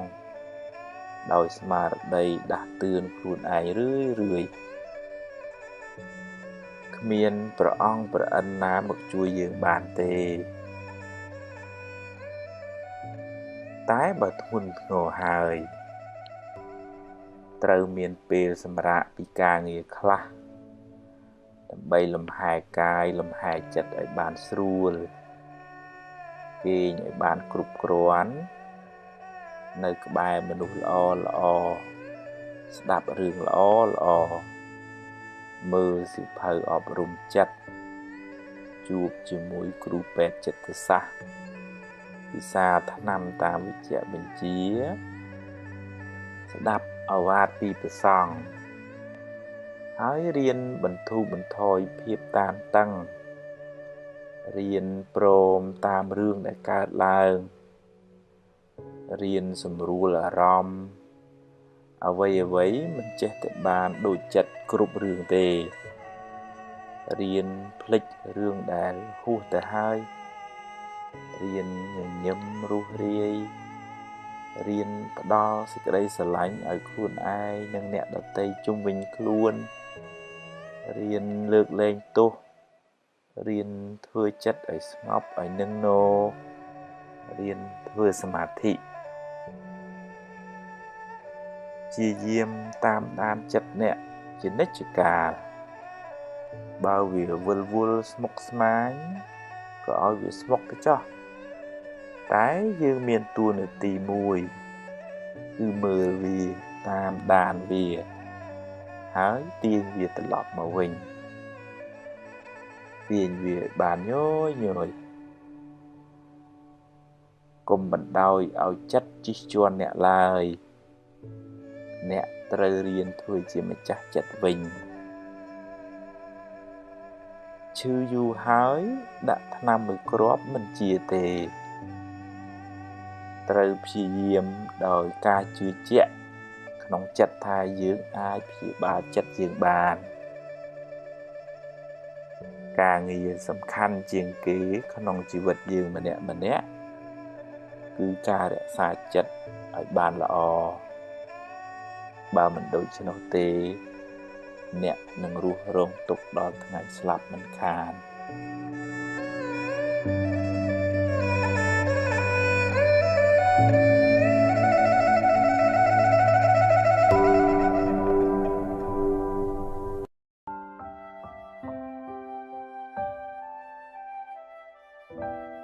បើប្រាថ្នាសេចក្តីសុខដល់ខ្លួនឯង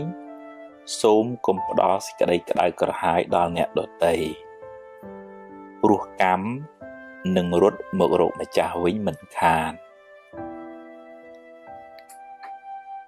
មានជួបមានព្រាត់មានសុខមានទុក្ខជារឿងធម្មតា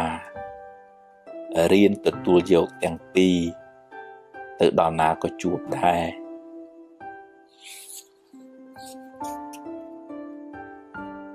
កុំកំណាញ់ពាក្យលើកទឹកចិត្តពេលគេធ្វើបានល្អអ្នកបានបុណ្យផងបានមិត្តភាពផងបានជួយពង្រីកអំពើល្អផង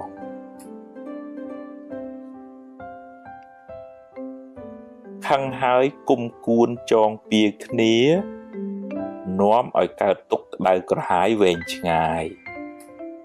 កំណើតវិលវល់កើតមកជាសត្រូវនឹងគ្នាបើខឹងឲ្យឆាប់បាត់កុំចងពៀគ្នា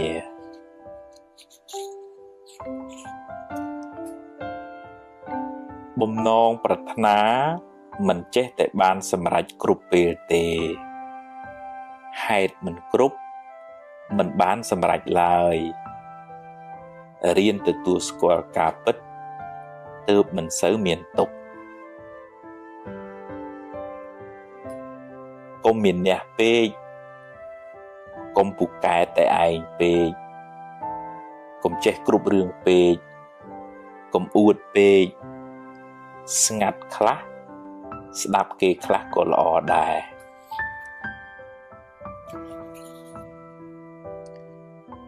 និយាយច្រើនតែអត់ប្រយោជន៍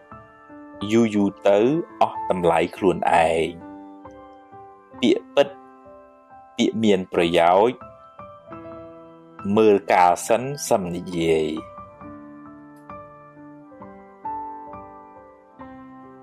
ខឹងក្រោតច្រើនមួម៉ៅច្រើនទុក្ខក៏ច្រើនបើខឹងឲ្យឆាប់បាត់កុំគុំទុក្ខក្នុងចិត្តអីរៀនដូរចិត្តដូរអារម្មណ៍ដូររឿង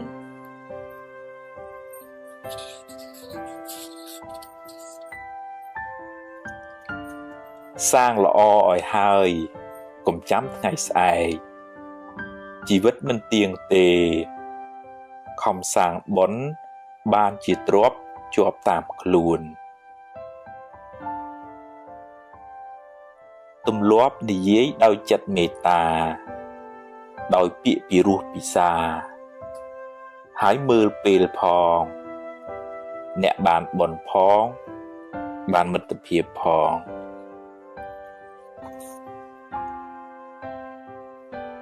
មិនបៀតបៀនអ្នកដទៃដោយកាយឬវាចា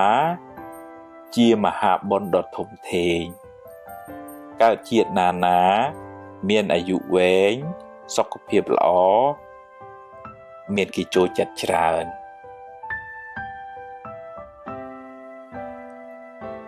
អត់ធន់ចំពោះការលំបាកអត់ធ្មត់ចំពោះពាក្យសម្ដីអ្នកដទៃអត់ឱនចំពោះទោសកំហុសទាំងឡាយ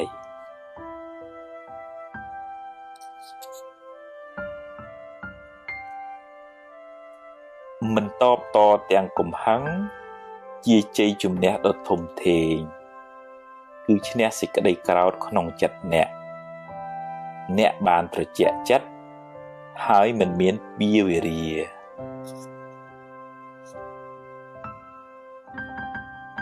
អុចអាលឲ្យគេឆ្លោះគ្នាបាបខ្លាំងណាស់ហើយមានកម្មពៀទៀតកើតជាតិណាបែកបាក់កូនចៅរស់នៅមិនសុខទេ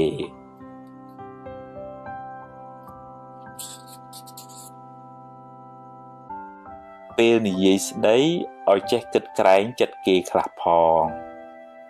វាចាមិនល្អនាំឲ្យមានបាបកម្មពៀវេរាកើតជាតិណាសម្បូរសត្រូវ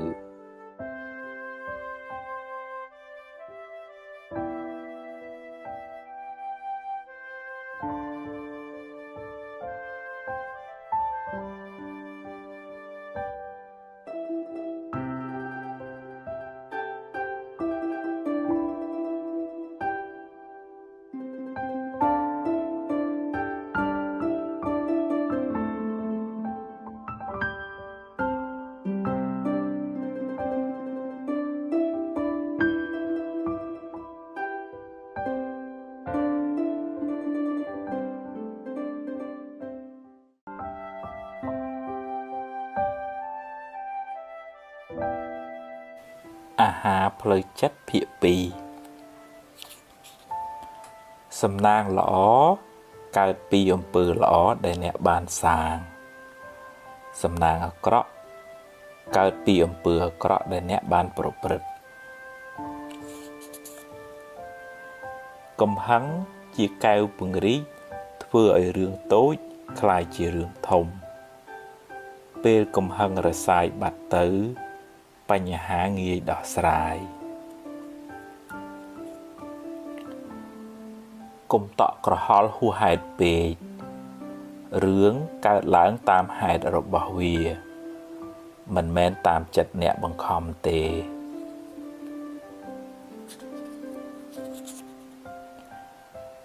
រៀនដោះលែងខ្លួនអ្នកពីគុកអតីតកាលចាត់ទុកថាជាផលបាបចាស់ទៅចុះយកវាជាមេរៀនរួចដើរទៅមុខទៀតកុំងាកក្រោយញឹកពេកការស្ដីបន្ទោសខ្លួនឯងញយជាការបើកផ្លូវឲ្យរឿងពីអតីតមកដុតចិត្តអ្នកឲ្យក្តៅម្ដងហើយម្ដងទៀត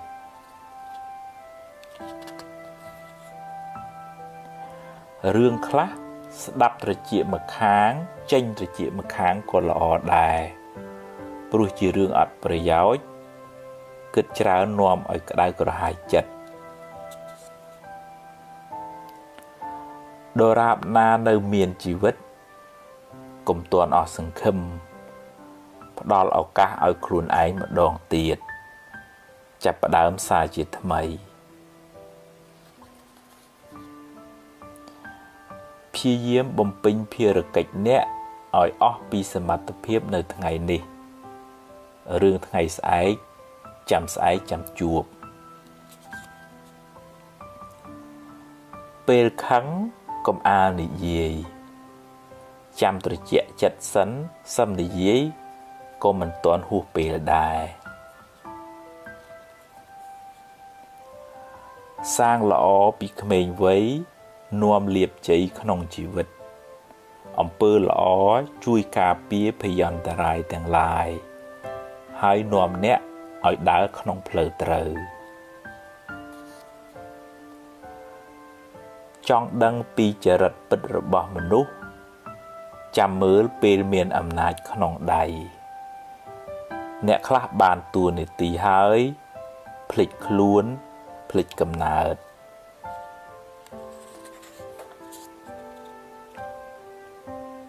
បើខឹងឲ្យឆាប់បាត់កុំគុំទុកក្នុងចិត្តយូរពេករៀនដូរចិត្តដូរអារម្មណ៍រៀនភ្លេចខ្លះទើបមិនសូវមួម៉ៅចិត្តយឺតចុះតែកុំបោះបង់រក្សាជំហរបន្តដំណើរបន្តិចម្ដងគួងដល់គោលដៅដែលអ្នកពងប្រាថ្នា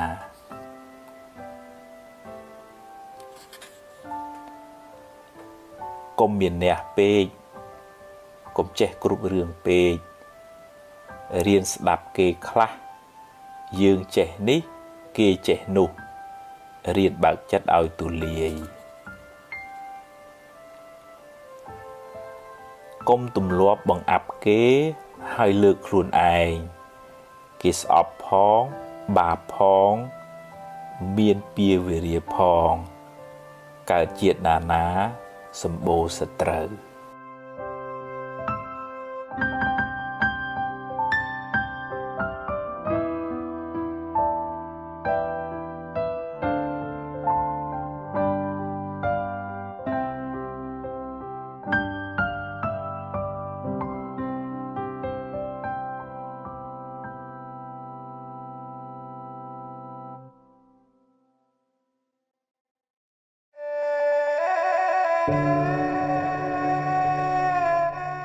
មនុស្សមិនល្អគ្រប់10ទេ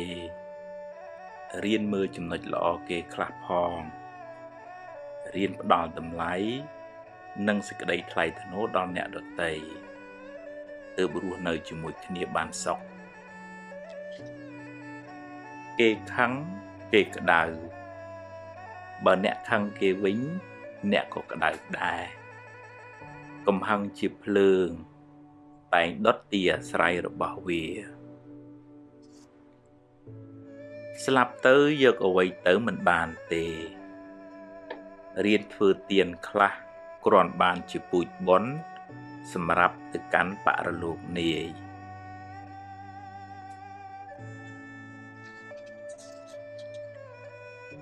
ហួងហែងច្រើនទុកក៏ច្រើនដែរ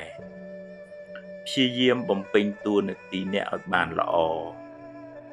បើត្រូវប្រែប្រួលក៏អស់ចិត្តដែរព្រោះអ្នកបានធ្វើអស់ពីសមត្ថភាពហើយចង់ឲ្យគេគោរពអ្នកត្រូវចេះគោរពគេមុនរៀនផ្ដល់តម្លៃសេចក្តីថ្លៃថ្នូរដល់មនុស្សសត្វអ្នកនឹងបានទទួលសេចក្តីសុខមកវិញ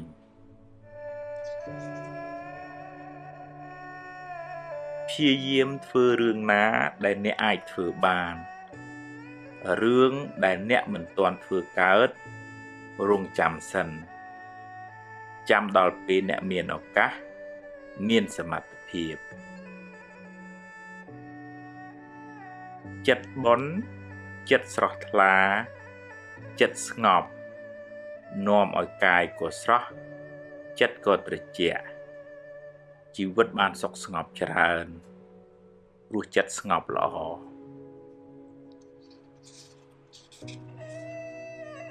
គ្មាននរណាជៀសផុតពីការនិន្ទាទេសូម្បីតែព្រះពុទ្ធកុំសូវយកពាក្យគេមកបំផ្លាញសេចក្តីសុខក្នុងចិត្តអ្នកឡើយធ្វើទានជួយសង្គ្រោះពេលគេមានទុក្ខអ្នកបានបុណ្យផងបានការរាប់អានផងបានដាំពូជជាអ្នកមានទ្រព្យច្រើនផង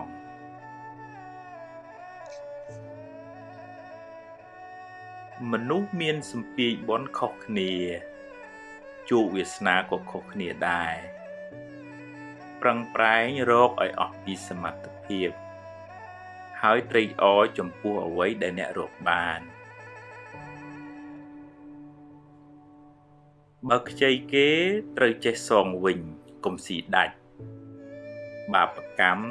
នាំឲ្យរកស៊ីមិនឡើងទេ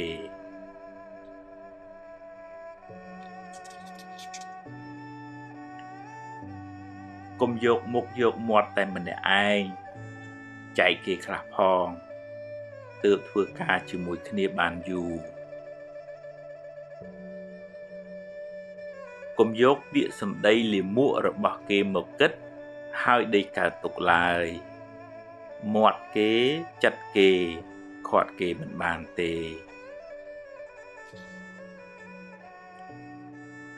រឿងថ្ងៃស្អែកមិនទាន់មាននៅឡើយទេចាំស្អែកចាំជួប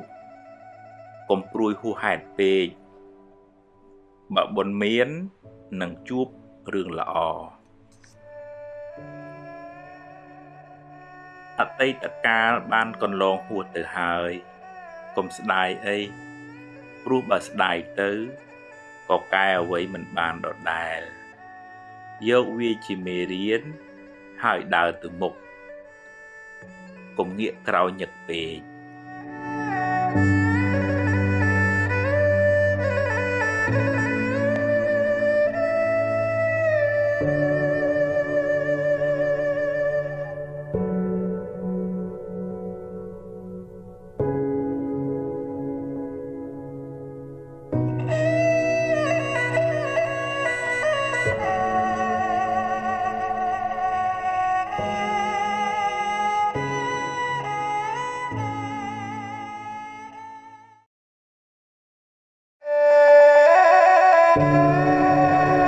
មាត់គេត្រចៀកយើង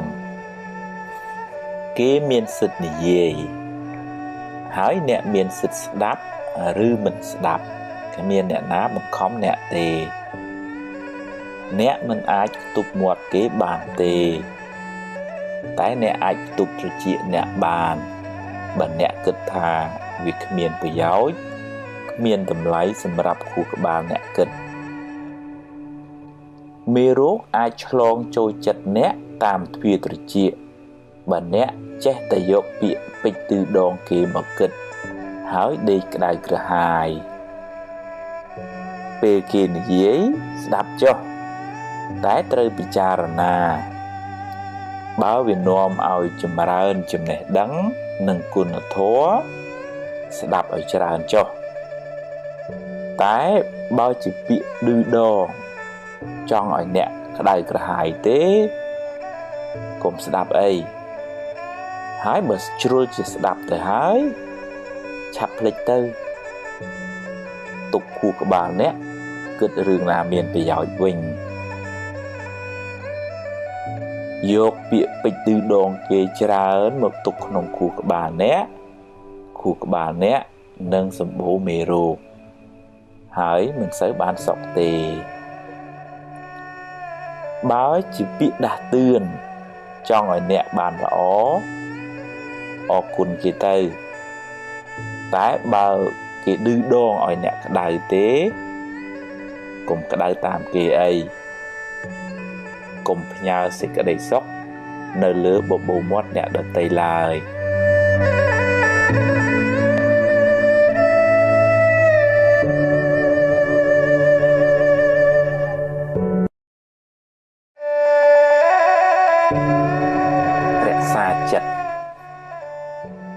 ចិត្តអ្នកហោះហើរទៅណាអ្នកត្រូវតាមដានចិត្តអ្នកជាប្រចាំបើចិត្តខឹងក៏ដឹងថាចិត្តកំពុងខឹងហើយមិនថយលបឿនកំហឹងបន្តិចមកបើចិត្តចំណែនដឹងថាចិត្តកំពុងចំណែនហើយទាញវាចេះអបអរសាទរគេវិញបើស្ដាយក្រោយដឹងថាចិត្តកំពុងតែស្ដាយក្រោយហើយទាញវាត្រឡប់មកវិញប្រាប់ថារឿងហួសទៅហើយកុំស្ដាយអីបើចិត្តរីករាយចិត្តល្អចិត្តមេត្តាចិត្តបុណ្យក៏ដឹងថាចិត្តទឹកល្អ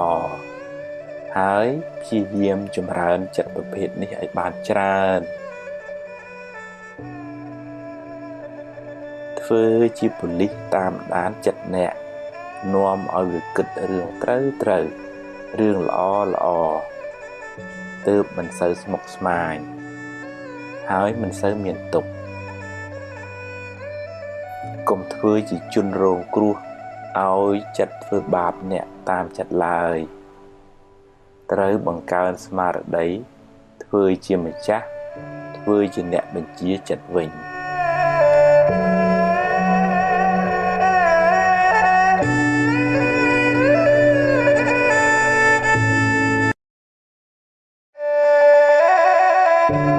ហ៊ានទទួលយកការពិតជីវិតអ្នកណាក៏មានបញ្ហាដែរពេលខ្លះជួបរឿងល្អពេលខ្លះជួបរឿងមិនល្អជារឿងធម្មតានៃជីវិតគ្មានអ្នកណាអាចជៀសរួចទេ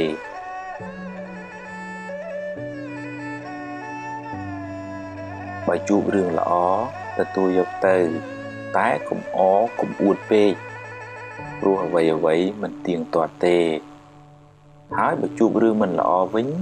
ក៏កុំមួម៉ៅពេកអីជីវិតគឺអញ្ចឹងឯងពេលខ្លះបានដូចចិត្តពេលខ្លះមិនបានដូចចិត្តទេ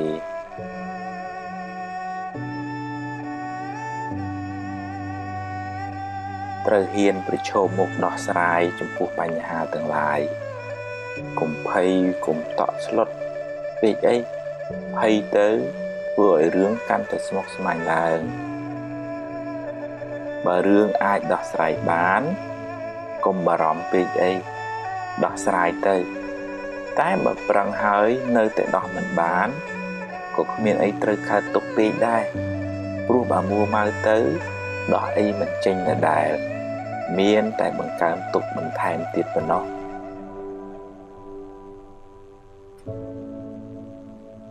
រៀនទទួលយកការពិត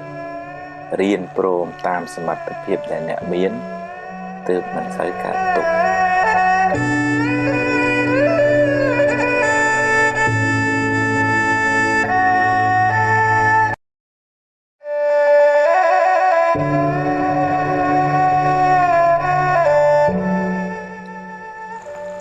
ស្វែងយល់ពីជីវិត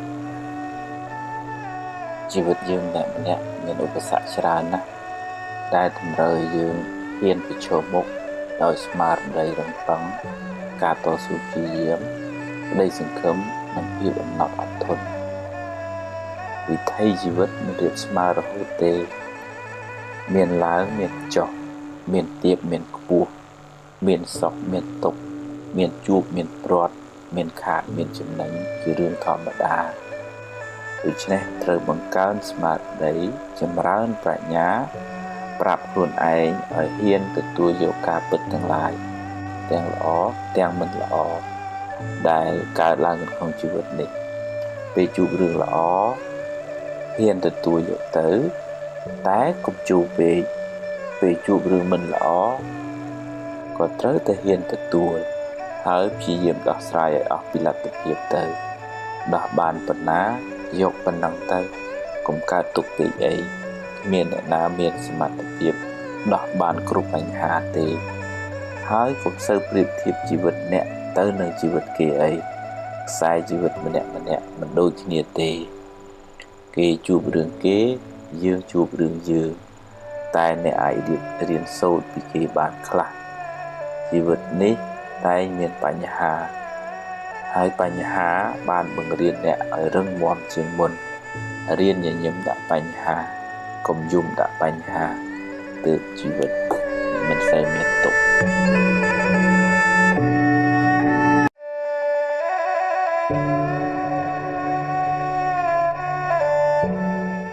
សេរីសួស្តីមួម៉ៅច្រើនសេរីរត់ចេញរីករាយវិញសេរីរត់ចូលជាទូទៅយើងឲ្យតម្លៃសេរីសួស្តីទៅលើរឿងល្អរឿងសប្បាយមានលៀបមានជ័យជាដើមតែគួរចងចាំថាផលល្អទាំងនោះកើតឡើងអាស្រ័យហេតុល្អហេតុដែលជាកុសលដែលអ្នកខិតខំប្រព្រឹត្តធ្វើពីមុនមក ហេតុនៃសេរីសួស្តីនោះមានដូចជាការសេពគប់ត្រូវការតស៊ូព្យាយាមក្នុងកិច្ចការងារដែលអ្នកធ្វើការរៀនសូត្របង្កើនចំណេះដឹងការចេះគួរសមរស់រាយរាក់ទាក់ការចេះចែករំលែកដល់អ្នកលំបាកការចិញ្ចឹមមាតាបិតាសេចក្តីអត់ធន់ទឹកចិត្តមេត្តាទឹកចិត្តត្រជាក់ចិត្តធ្ងន់ចិត្តរស់រាយចិត្តឃ្លាវខ្លាជាដើមទាំងនោះគឺជាហេតុដើមនៃសេរីសួស្តីព្រោះសេរីសួស្តីនោះជាឈ្មោះនៃចិត្តល្អចិត្តជាកុសលចិត្តរីករាយជ្រះថ្លានោះឯងអ្នកបានសាងនៅហេតុនៃសេរីសួស្តីនោះសេរីនឹងរត់មករកអ្នកវិញមិនពិបាករត់តាមវាប៉ុន្មានទេឬក៏មិនពិបាកដើរសួរគ្រូហៅពេកដែររៀនរីករាយទទួលថ្ងៃថ្មីដោយចិត្តស្រស់ស្រាយក្នុងសេចក្តីល្អបើអ្នកគ្មានអ្វីច្រើនយ៉ាងហោចណាស់អ្នកនៅមានជីវិតរស់បន្តមួយថ្ងៃទៀតអ្នកនៅមានដៃមានជើងមានសតិស្មារតីសម្រាប់បំពេញការងារបន្តរៀនរីករាយចំពោះអ្វីដែលអ្នកមានអ្វីដែលអ្នករកបានដោយសុចរិតហើយប្រឹងប្រែងបន្តទៀតតែបើដំណើរជីវិតនេះត្រូវជួបរឿងមិនល្អខ្លះរឿងអពមង្គលខ្លះក៏កុំមួម៉ៅពេកអីព្រោះបើមួម៉ៅទៅរឿងនៅតែជារឿងហើយចិត្តកាន់តែស្មុគស្មាញថែមជីវិតតែងជួបបញ្ហាខ្លះអីចឹងឯងទ្រាំទៅបើជួបហើយប្រឹងដោះទៅហើយបើដោះហើយត្រូវដើរហួសទៅមុខទៀតកុំស្ពាយរឿងសំពីងសំពងពេកសេរីសួស្តីមិននៅជាមួយយើងទេទុកពេលវេលាដែលនៅមានសេសសល់សម្រាប់គិតរឿងថ្មីធ្វើការងារថ្មីសាងបុណ្យថ្មីដើម្បីបានសេរីសួស្តីថ្មី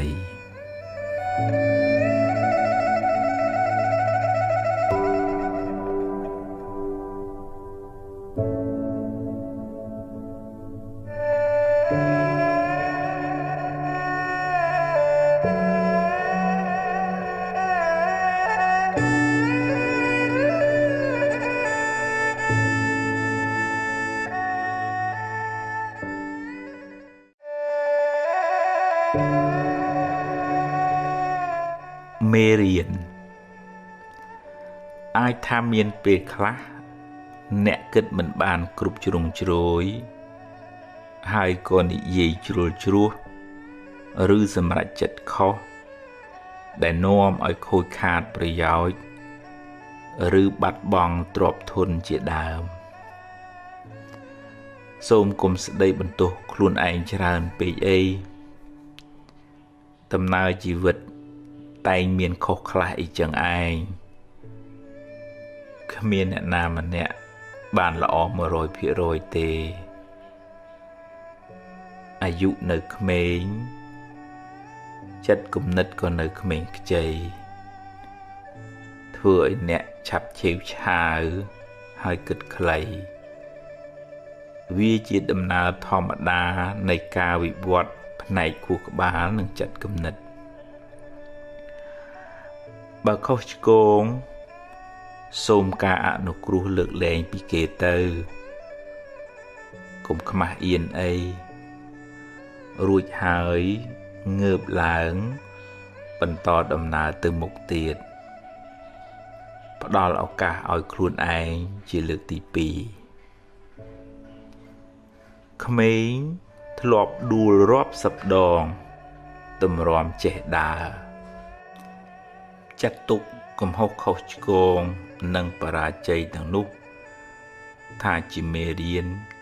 ជាបទពិសោធន៍សម្រាប់ការសម្រេចចិត្តឲ្យបានត្រឹមត្រូវនៅថ្ងៃក្រោយរឿងមិនល្អធ្វើឲ្យអ្នកឈឺចាប់តែវាជួយអ្នកឲ្យមើលឃើញបញ្ហាបានច្បាស់ជាងមុនស្គាល់មនុស្សបានប្រកបជាងមុនអង្គុលីមៀលផុងខ្លួនធ្វើខុសដើរសម្លាប់មនុស្សរាប់រយរាប់ពាន់នាក់តែចុងក្រោយបានតាំងចិត្តកែខ្លួនបួសជាបព្វជិតហើយបានត្រាស់ជាព្រះអរហន្តបានជាសាវកដ៏ឆ្នើមរបស់ព្រះពុទ្ធជាម្ចាស់ទៀតផង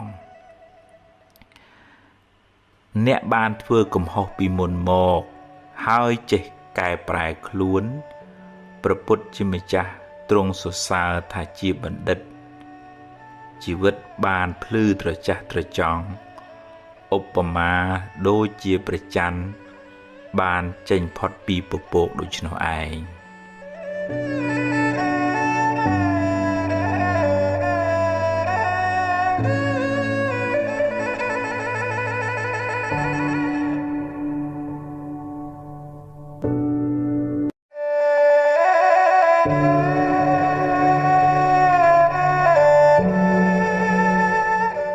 រៀនសម្រេចចិត្តមុននឹងសម្រេចចិត្តគិតឲ្យបានច្បាស់លាស់សិនសួរយោបល់គេឯងឲ្យបានគ្រប់ជ្រុងជ្រោយហើយចុងក្រោយអ្នកត្រូវសម្រេចចិត្តដោយខ្លួនឯងហើយបើសម្រេចយ៉ាងណាហើយធ្វើតាមនឹងទៅកុំសាវ៉ាដូរចុះដូរឡើងពេកអីព្រោះវាធ្វើឲ្យរំខានចិត្តខ្លាំងមិនសូវបានសុខទេហើយបើឧបមាថាការសម្រេចចិត្តនោះខុសនាំឲ្យខូចខាតបាត់បង់សូមគុំទម្លាប់បន្ទោសគេបន្ទោសឯងឬមួម៉ៅក្តៅក្រហាយស្ដីបន្ទោសខ្លួនឯងយូរពេកអីចាត់ទុកថាវាជាផលនៃបាបចាស់ទៅចុះកុំស្ដាយពេកអីព្រោះស្ដាយទៅបានត្រឹមតែខូចចិត្តយកវាជាមេរៀនគិតសារជាថ្មីឡើងវិញធ្វើឲ្យបានប្រសើរជាងមុន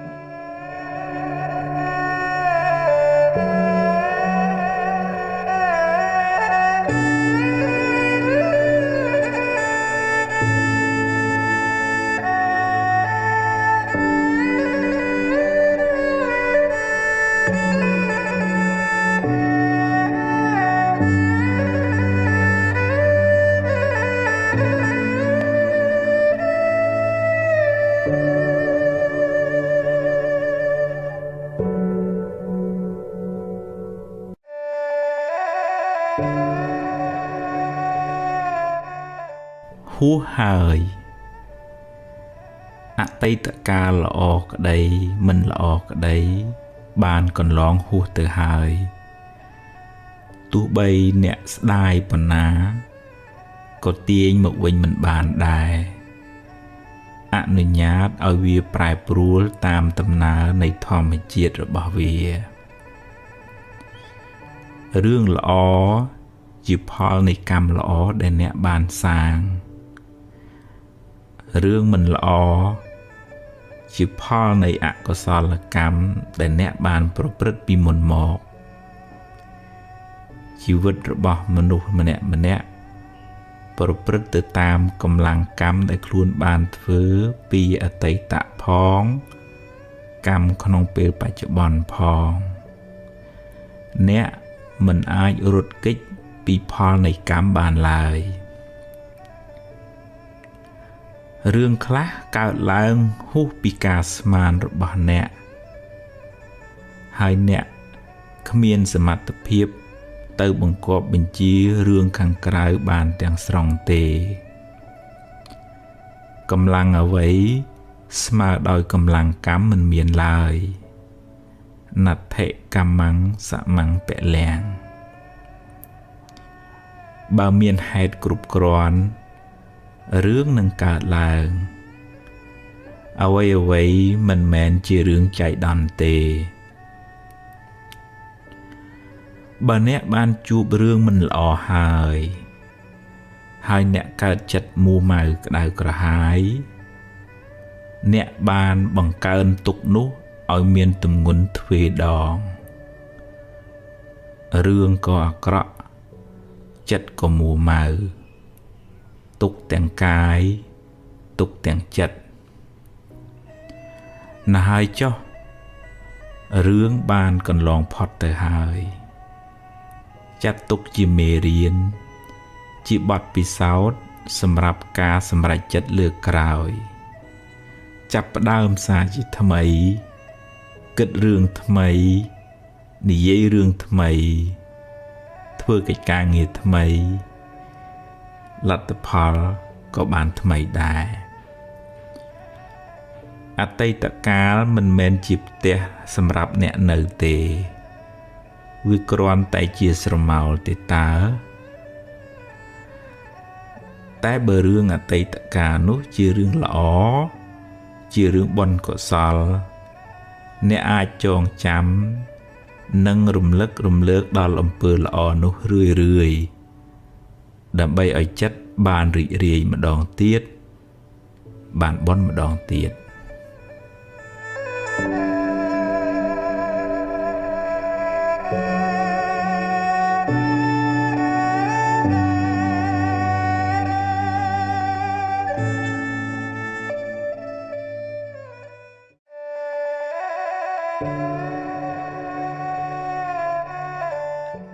អតីតកាលពីរប្រភេទអតីតកាលខ្លះល្អអតីតកាលខ្លះមិនល្អទេជារឿងធម្មតាសម្រាប់ជីវិតមនុស្សម្នាក់ហើយអតីតកាលទាំងពីរនោះបានរលត់បាត់ទៅហើយអ្នកមិនអាចបកក្រោយទៅកែប្រែវាបានទេតែបើអ្នកគិតត្រូវអ្នកអាចកែច្នៃវាបានជាប្រយោជន៍សម្រាប់សាងអនាគតល្អទៅខាងមុខបើអតីតកាលនោះជារឿងល្អជារឿងបុណ្យកុសលអ្នកអាចរំលឹករំលើកវាឡើងវិញដើម្បីឲ្យចិត្តបានជ្រះថ្លាម្ដងទៀតបានសប្បាយចិត្តម្ដងទៀតអ្នកក៏ឈ្មោះថាបានធ្វើបុណ្យម្ដងទៀតដែរដែលនៅក្នុងធម៌លោកហៅថាអបរចេតនាឧស្សាហ៍រំលឹកដល់ទានដែលអ្នកបានឲ្យដល់អំពើល្អដែលអ្នកបានសាងរំលឹកឲ្យបានរឿយចិត្តអ្នកបានចម្រើនដោយបុណ្យចម្រើនដោយភ